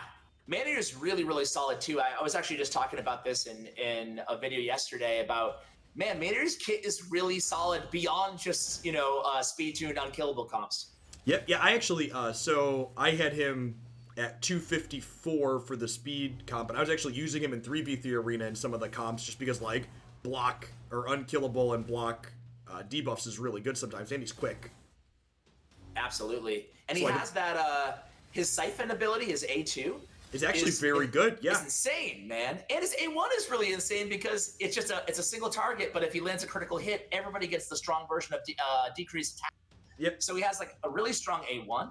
His A2 steals the entire turn meter of the opponent and depletes the entire turn meter. And his A3 gives unkillable and block debuffs. Just a really, really solid champion. Hard to get, but solid. Yeah, I'll be interested to see if when they rebalance champions in their next balance patch they talked about, like, if we see them do something that makes Rotus not just, like, kill through everything. Because, like, I feel like that's the big reason you can't do defense comps in the arena is because, like, you can't defend anything against Rotus. Yeah. You don't have Rotus, do you? I do not.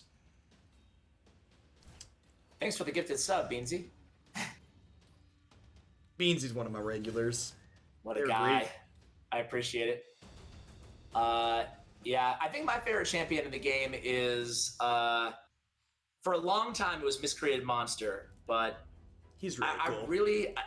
I mean, I've mentioned her like 5 times already on this call, but I really like Scylla Drakes, man. I think she's just so solid. Yeah. I one of my regulars was sad that they, like, opened the login champion early on, because, like, they're gonna get one for free eventually. But honestly, like, I think she's really good at dragging you through the mid game.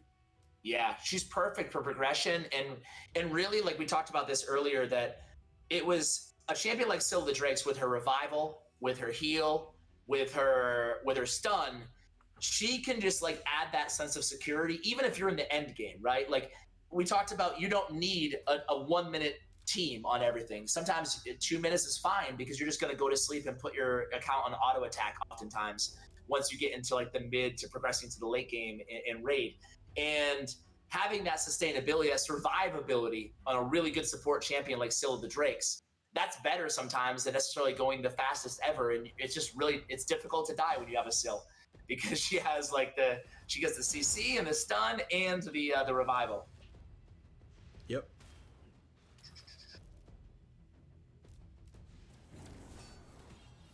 What do you, they teased that thing, the thing around the campfire. What do you think that's going to be in the middle?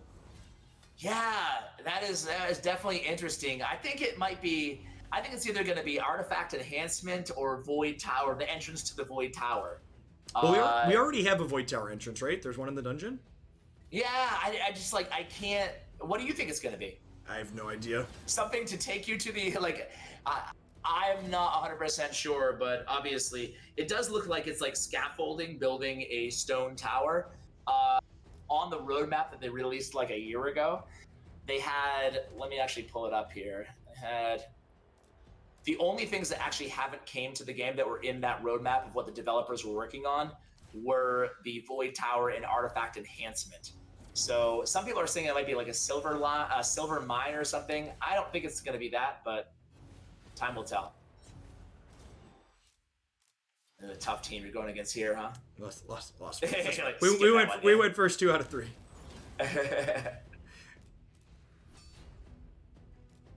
They said it wasn't a portal to the Void Tower. Okay.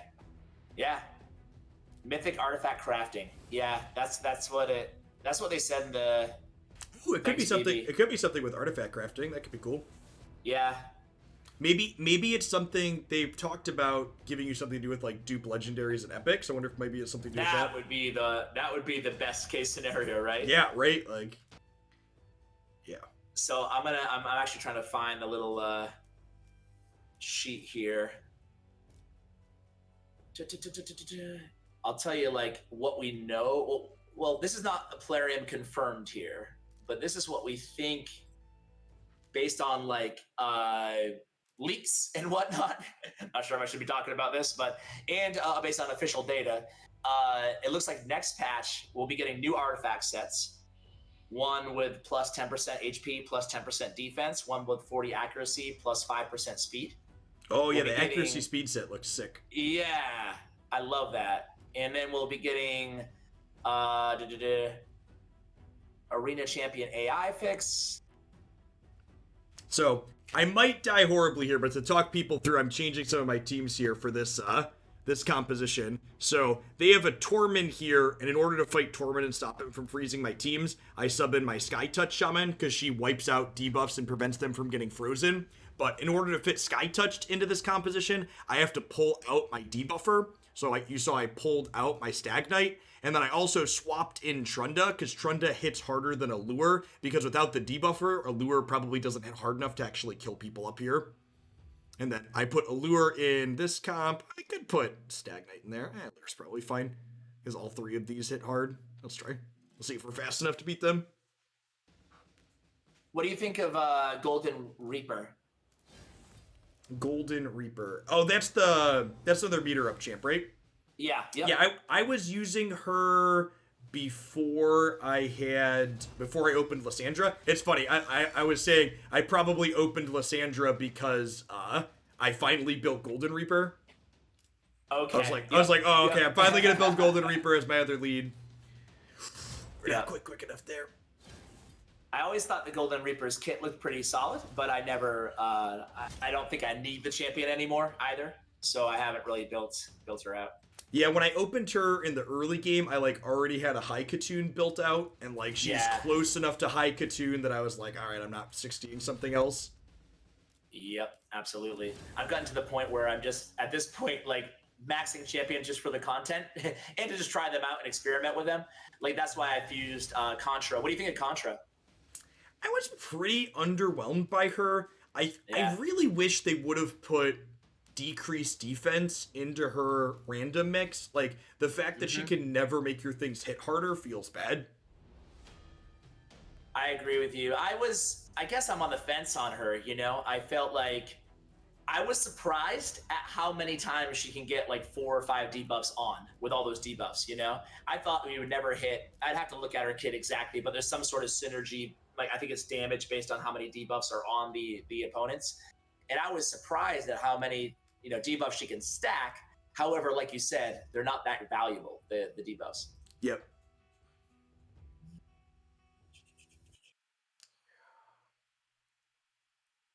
Yeah, I think she's good for progression as well.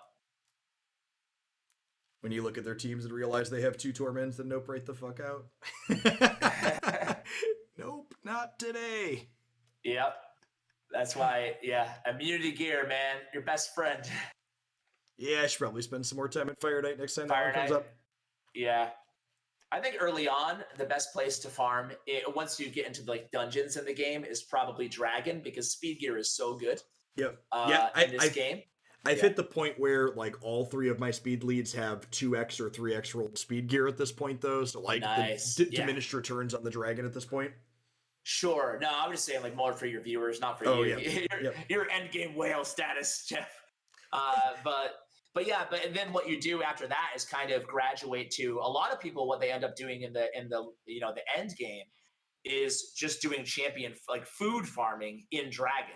You know, so like running 4 champions and then running a 5th who's just a level 1 or whatever, and just doing that overnight. That way you can kind of be the most efficient with your energy. I guess the longer you play, the more you learn like little tiny ways to get a little bit more efficient with energy. Accuracy sets are also very important. Yeah, absolutely. So that's why I was mentioning like, oh gosh, there's a lot of opportunity for early and mid game and even late game in Dragons. So you can kind of start there as a safe first place to kind of focus, and Spider, so you can get your accessories, and then start kind of graduating to, I guess, the more advanced sets that you can find in Fire Knight and Ice Golem.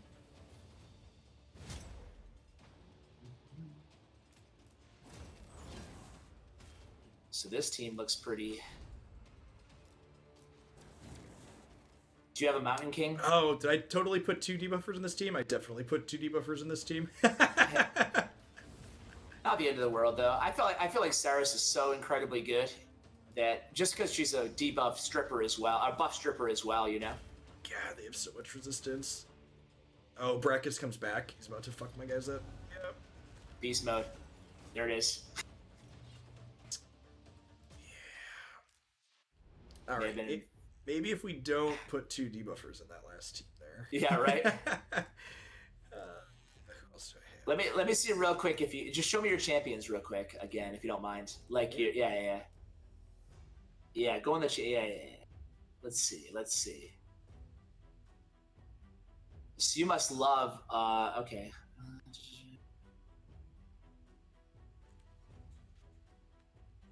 Can you show me again who you haven't built out? Yeah. Like a little bit, scroll down a tiny bit. Those are all just food. These are. Oh, okay, epics. Gotcha. These are epics and Legos that aren't built in here. Gotcha. I do have a Sinesh sitting in here that I could build at some point.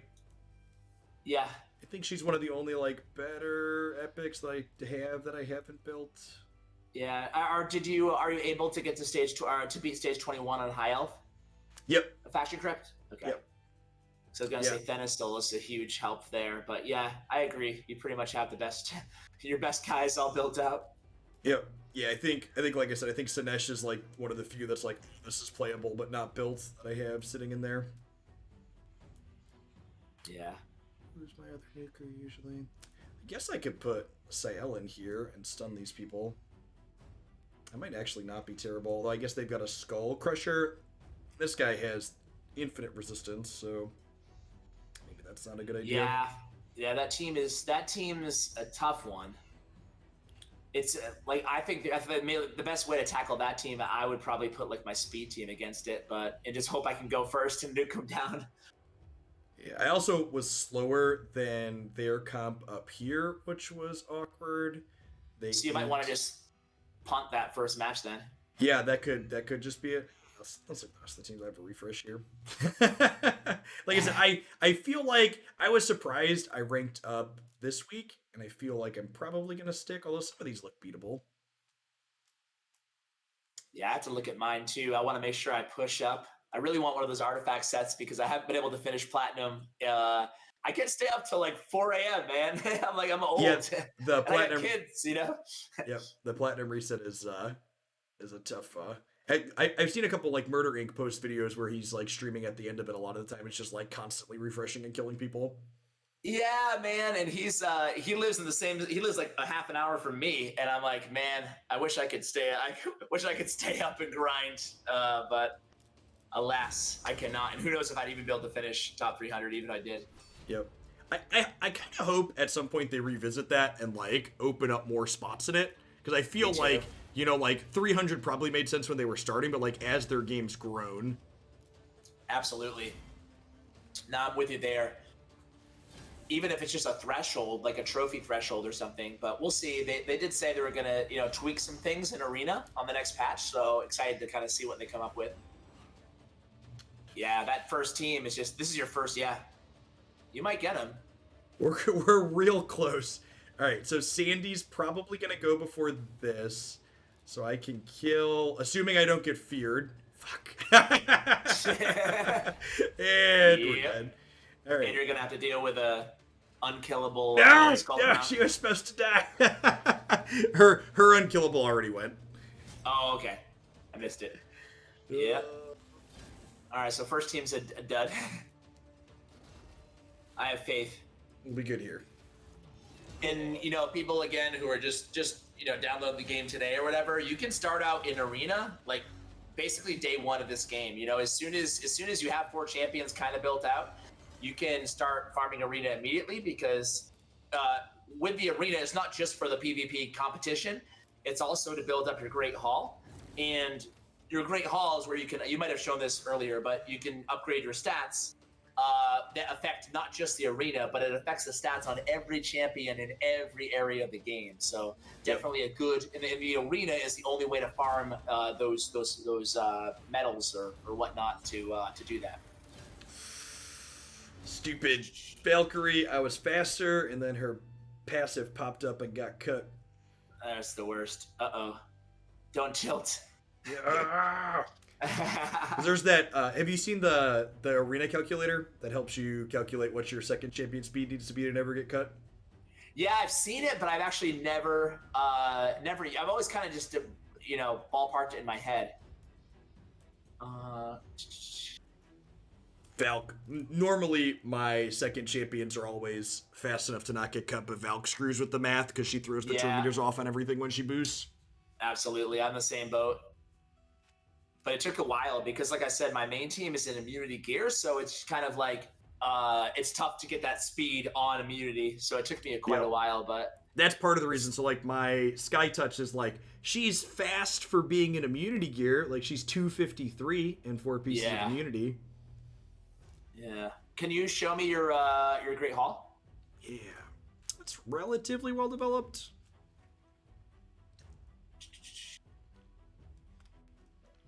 I like put the accuracies that I cared about to 10 and then rounded out crit damage and defenses. Then I'm kind of just like getting everything up to 3 at this point, I think.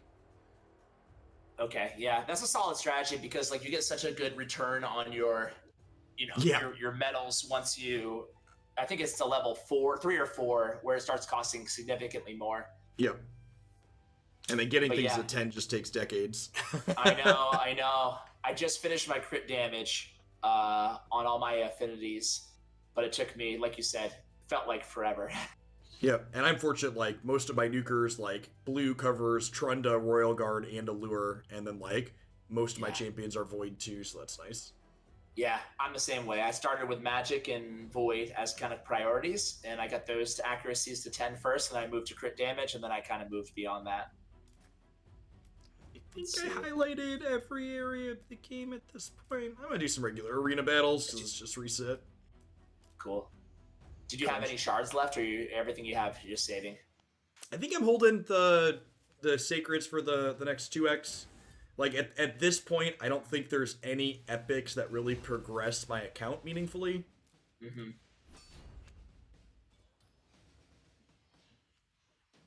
So have you been able to get to Platinum Arena? I've not. I haven't tried, but I also feel like with my Arbiter only being at 329, I'm probably a little on the slow side to get there and stay there. Yeah, I'm sorry, what was the speed number? 329. Okay, yeah. It's crazy, man. Like, I think my Arbiter's at 345, but even that is challenging. You know, I can get to Platinum, but I just can't stay there because I have to be very selective with who I attack. Yeah, like, this team's insane. Like, my Ceres is like 450 ACC, and this Enchantress is like almost 400, and like their Arbiter and over here both resisted me. Yeah, that's insane. That's the worst. But it's nice to kind of be able to, again, kind of have that flexibility when you have immunity. That way you're just never scared of hegemons and torments, which are everywhere the higher you progress. So, you know, if I were you, that's kind of what I would focus on in the arena. But there's so many different directions and so many things you could focus on in this game, as you know, that it's hard to oftentimes just prioritize one. Yeah, for people watching at home, I was really close. And this is why the opponent's composition is really good, because they have 2 things that reanimate everything, which makes it extra tough. So, like, I killed everything except her, and then she brought all of them back, and then this revived her again. And this Sinesh is probably about to nuke me into oblivion. Probably. And you can't target her return meter. Yeah, because she's got Well, as predicted. Yep. Yeah, it was maybe a little ambitious. They had almost 300 team power. Probably.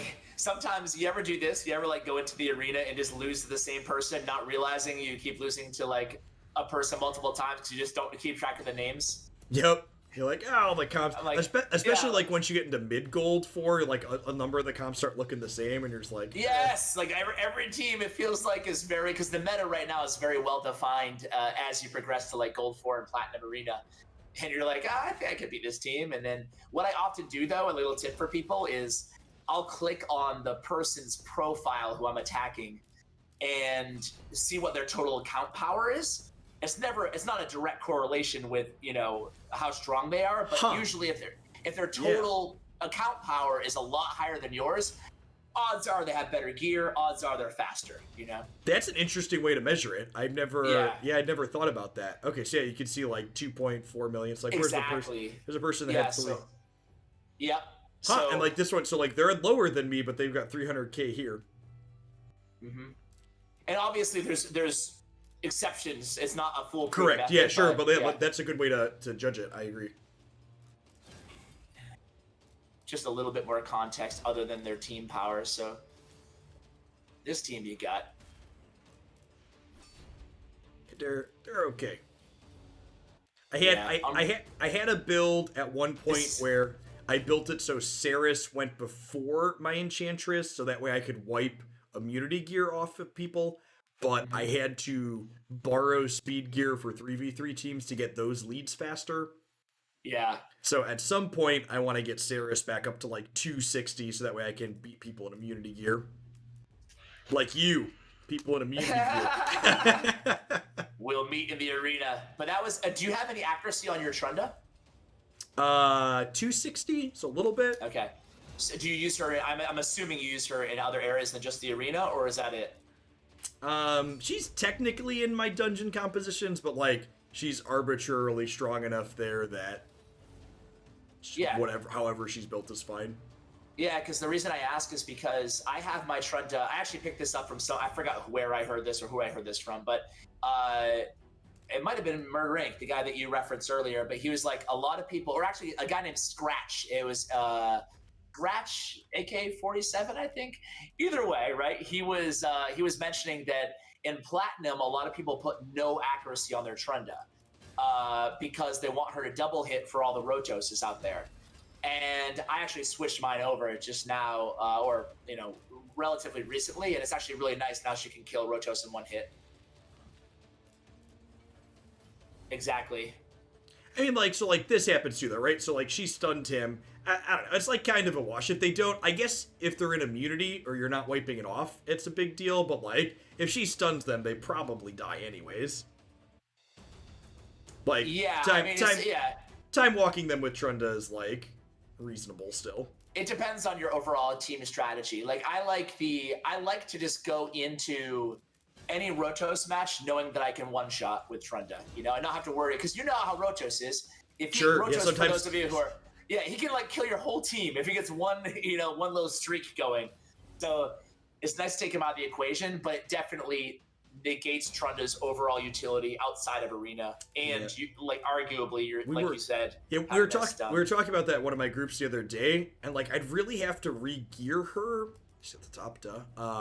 Because like I don't have an accuracy chest or banner on her. She just like incidentally has 200 accuracy from just like the rest of the stats I put on her.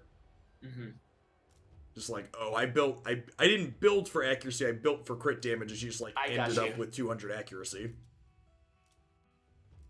It's like miscellaneous just happened to have it on a lot of the subs. Yeah, I'm sorry. Well, your banner is what? Do you have attack or yeah, I have an attack banner. Okay.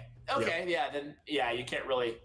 I need to. You just kind of fell into that accuracy. Yep. Yeah. Exactly. I need to find at some point. Ideally, I'm going to get a 60% attack chest on her, and I'm actually two crit rate shy of 100 on her, which ideally will get fixed at some point. Yeah. I missed the gauntlets. Do you have crit damage on there? Yep. Okay. Yep. Yeah, so she hits relatively, like, there's 2 out of 1 in 50 she doesn't hit as hard, but her attack's pretty high too. And her A2 it has the highest multipliers in the entire game in terms of damage. It's a 6-time multiplier. Granted, it's kind of a weird one, as you know, because it has like the AoE. It does 60% damage as the initial shot, but that initial shot is incredibly hard hitting. Oh yeah, her cloak. Yeah. What was I gonna say? Yeah, I love Trunda, though. She's definitely one of my favorite nukers in the game. Oh, I was going to mention to people, again, kind of a beginner tip is a lot of people, even me, in the beginning, I put like attack percentage or attack gauntlets on my characters, like the gloves. Definitely want to go crit rate or crit damage, but you really want to work to have any of your damage dealer champions have that close to 100% crit rate as possible, ideally 100% crit rate. Versus just stacking attack on them. And also don't feel like you have to go with attack percentage or attack stats on your chest plate. If your teams are dying, even on your nukers, don't be afraid to put them in defense to help out with their sustainability and survivability a little bit. Yep, and that's why champions like Razin that are defense-based for their damage are also so good, especially in the mid-game. You just get to ignore the attack stat, which is nice. Absolutely, yeah. Those defensive base, especially for like clan boss and sustained battles and faction wars, are incredible. I agree with you, Aki Master Pro. I have Biggin as well, who is another like really really strong nuker. Oh yeah, they just did he was just one of the 10x's, right? Was he? I don't think so. I think it was Ignatius. Oh yeah, you're right. Who looks really like him. They're both big fat dudes. Yeah. I actually pulled Alten, so I'm really excited about that. I haven't built him out yet, though. But I think that Biggin is an overall probably the strongest nuker in the game. Maybe right there with Trunda. But I still use Trunda, though, in the arena over Biggin. Putting Cold Heart in attack chests. Exactly. Wolfie has a good point on Cold Heart is... with Cold Heart, it's all about, you can very safely put defense, any champion, Cold Heart, Royal Guard, Armiger, Husk, Septimus, champions that do damage based on enemy max HP. You can put those champions in defensive chests, give you survivability, and their damage really all scales off of enemy HP, so it's imperative that you have like a high crit damage. Not so important to have the attack that high on her A3. It really, speaking of, I said there aren't a lot of epics that would help me, but I'm using Cold Heart in here currently because I don't have another good poisoner for blue affinity. I have a Cult Brawler built out. Okay. Yeah, I was going to ask about that actually, Cold Heart, and notice that you're using her. Yeah, this composition hits like 24 to 26 million consistently, so it's like, it's over the 3 keys, so I've been like, well, it's probably good enough, because I don't think I can realistically get to 2 key without double Man-Eater or something like Draco. Okay, yeah. And like how much damage is she putting out for you, roughly? I think she's usually like 6 to 8 million or so in here. Not too bad. Yeah, it's not terrible. So like the these 5 here against. And actually, something that's funny. So I don't know if you noticed, I'm using Bulwart as my slow champion here. Yeah. So this composition actually does more damage on the affinities than it does on the void, because the affinities slam twice, giving you more chances to trigger punishing defense. That makes sense. Yeah. So like on the affinities, this composition does like 26 million or so, and then when I can use a Cult Brawler with Frozen Banshee, they do like 30 million. Okay. That's quite a big difference. Yeah, but it's like the differential like doesn't get me 2 to 3 keys, so like I haven't really worked to improve it. Yeah. I'm curious as to how much like damage, like even a Kale or something can put compared to Cold Heart. Yeah, I thought about guess, maybe I'm supposed to build like a second Frozen Banshee, but the problem with building another affinity champion is like then I'd have to still use Cold Heart on like the red boss, right? So like if I had like an Aothar or some kind of red poisoner, maybe that could work. Someone asked about Rowan. I don't know if Rowan's kit does offhand. Does he poison? You know what you could use is if you pull a Grave Chill Killer. I'm not sure if you have one, but you're going to run into the same affinity issue because she is magic. But she was released with Frozen Banshee, and they're like an amazing duo because she has the strong version of decreased defense and the poison. Strong version of poison if there's poison sensitivity on the target. So they go together really well. Rowan is like bad Aothar. I think I have Rowan. I'll have to check my vault. I definitely don't have an Aothar, because I looked, I was like, oh, okay, I'll just build like a Cult Brawler, Banshee, Aothar, and then I'll just use whichever 2 aren't negative affinity, but I still don't have Aothar for some reason. Never Well, lucky. you have a Cult Brawler, so like you said, unless outside of magic affinity, you're looking great because he's insane in terms of poison damage, as you know. Yeah, I actually think that a Cult Brawler is better than Frozen Banshee if you don't have counterattack going. Yeah, a Cult Brawler is the best. Just poison damage. He can deal the most damage in the game off of his poisons. But again, affinity based. Do you have Grave Chill or no? Yeah, I have Grave Chill. I think I have every rare at this point chilling in the vault. Okay, yeah. Your thoughts on Raglan?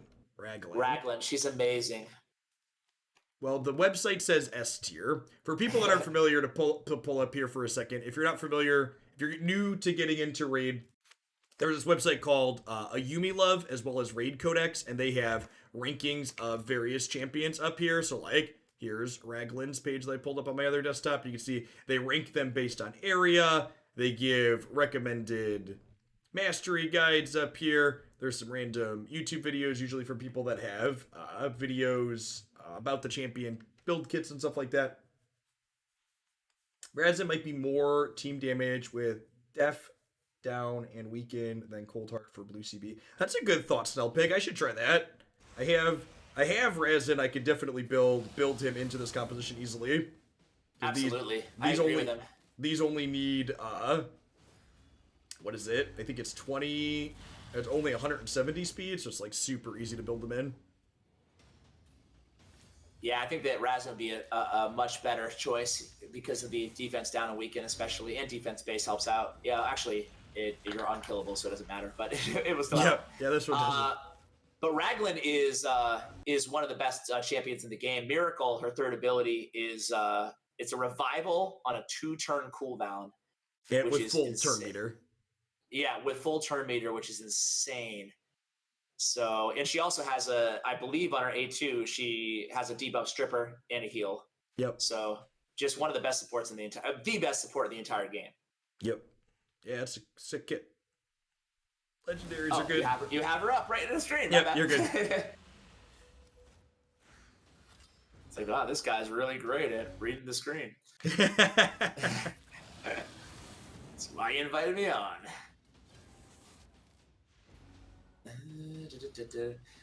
Also, just like kind of a silver tip for people is the best stage to farm if you just want silver outside of Spider, which is the best in terms of energy efficiency. But to get silver in this game, which is, you know, one of the most important resources to upgrade all your artifacts, is actually 12-3, like stage 12 or level 12, stage 3 of brutal campaign in terms of energy efficiency. So that's where you should be farming silver, and then 12-6 if you want XP. And then Ash, since we're almost done today, why don't you drop your YouTube stuff in chat for people that are interested in getting into some more raid content. Ash does, for people that are wondering who's hanging out chat with me, for my regulars, Ash does champion guides and stuff like that. I believe some of his stuff is linked and some of these champion pages even here on Ayumi Love. And good game update content, stuff like that. Yeah, Aki, I guess if he's the best support, but Raglan, best revival. How about reviver support in the game? Actually, no, because Siffy has a revival too. Either way, they're both amazing. Both amazing. You're not going wrong with either.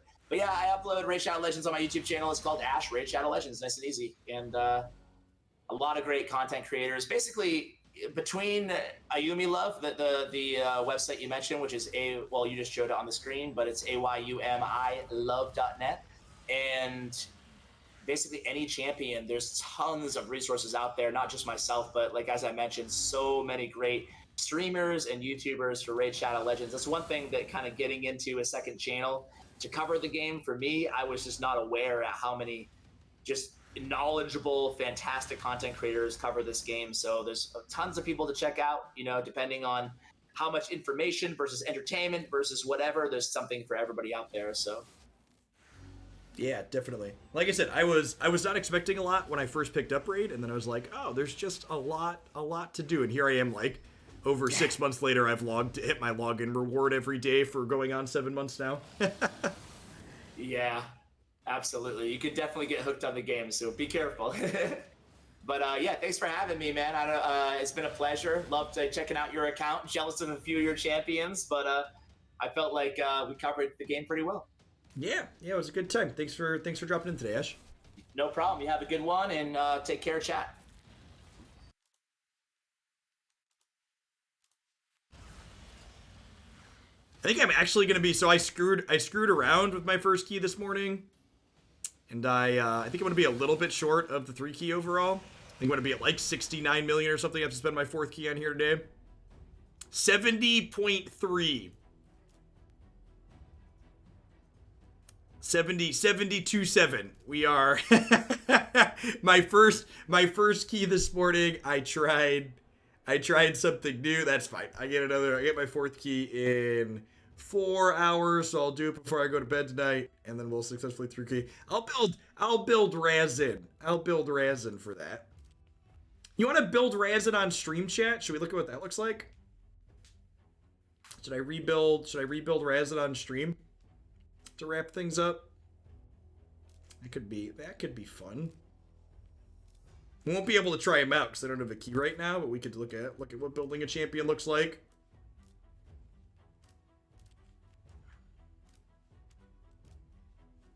So for the unkillable comp,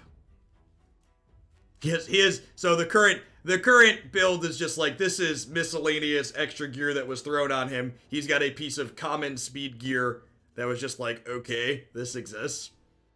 So he's also too slow currently, and he doesn't have enough accuracy. So basically, when you this is I put 9 pieces of gear on him for Faction Wars build, as I would like to refer to it. So basically, when you're building a champion, you want to figure out what stat lines you're looking for when you're figuring out how to rebuild. So, for example, if I'm building this for the Ultra Nightmare Clan boss, I need, for my composition, I need his speed to be between, I believe it's 171 and 178, so I need to add a couple of speed here. I need his accuracy to be closer to 220 or above that, and I need his health total to explicitly be under 35,000 or so. So yeah, a lot of this is crap. The speed gear specifically is crap.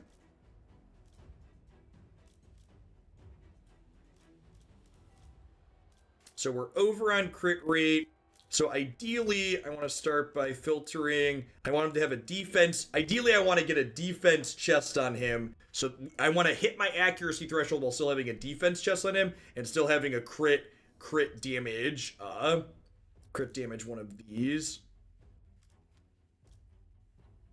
And this might be the thing too. So like I've already got this one rolled to 16, but like an easy way to keep the crit damage is get the accuracy on him. So like this one has accuracy on the amulet, and when you roll your items up, I actually might not have enough silver to fully rebuild this. We're under $1 million silver. I was planning to not try and rebuild champions anytime soon and just let it cruise control on my account farm back up silver. You hit a failure rate trying to level stuff up as it gets higher.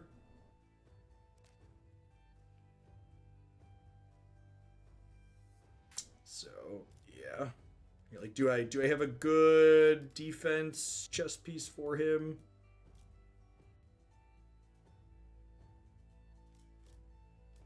Don't want to steal that one because someone else is using that. Those are some sad rolls. You're not wrong. Hey, Trindle. Thanks for checking out the raid sponsor. I appreciate it. All right. I've decided I don't have enough brain power to do this now. I'm kind of burned out after being live for 5 hours, so I lied. I teased and we're not going to do it. There's an artifact event tomorrow, too. Yeah, I'm probably going to wait. Mood. All right. Thanks, everybody, for hanging out. I appreciate it. Remember, if you want an easy way to support my content, install Raid on the PC using my link there. Shout out to Ash again for stopping on today. I'll be back tomorrow morning with some Magic the Gathering, followed by some Legends of Runeterra. And as always, you can find my schedule with not only when I'm streaming, but what I'm streaming when, up on my website there. Peace, folks. Yeah, and remember, if you enjoy Raid and you stick around, pop on into the Subs Discord server, and we've got a channel in there where a bunch of us talk about it, a number of Hooglandia affiliated clans where people can help you out progressing. Have I played this for long? Yeah, I have. This evening will be 201 days of login rewards. So I've been playing this one for a real long time. I don't think I've missed a login reward since I started playing. I pull it up at least on my cell phone every day. So yeah, when I say like, I know this game being advertised as like a meme at this point because they advertise everywhere and very aggressively, but I genuinely enjoy it as a game and I think it's a lot of fun. So if you're looking for a team building character construction game, I think it's very reasonable and would recommend. If you create an account on PC and then you also want to use it on mobile, you can link those up. So at any rate, peace, folks. I'll catch all y'all later. It's very addicting. You're not wrong.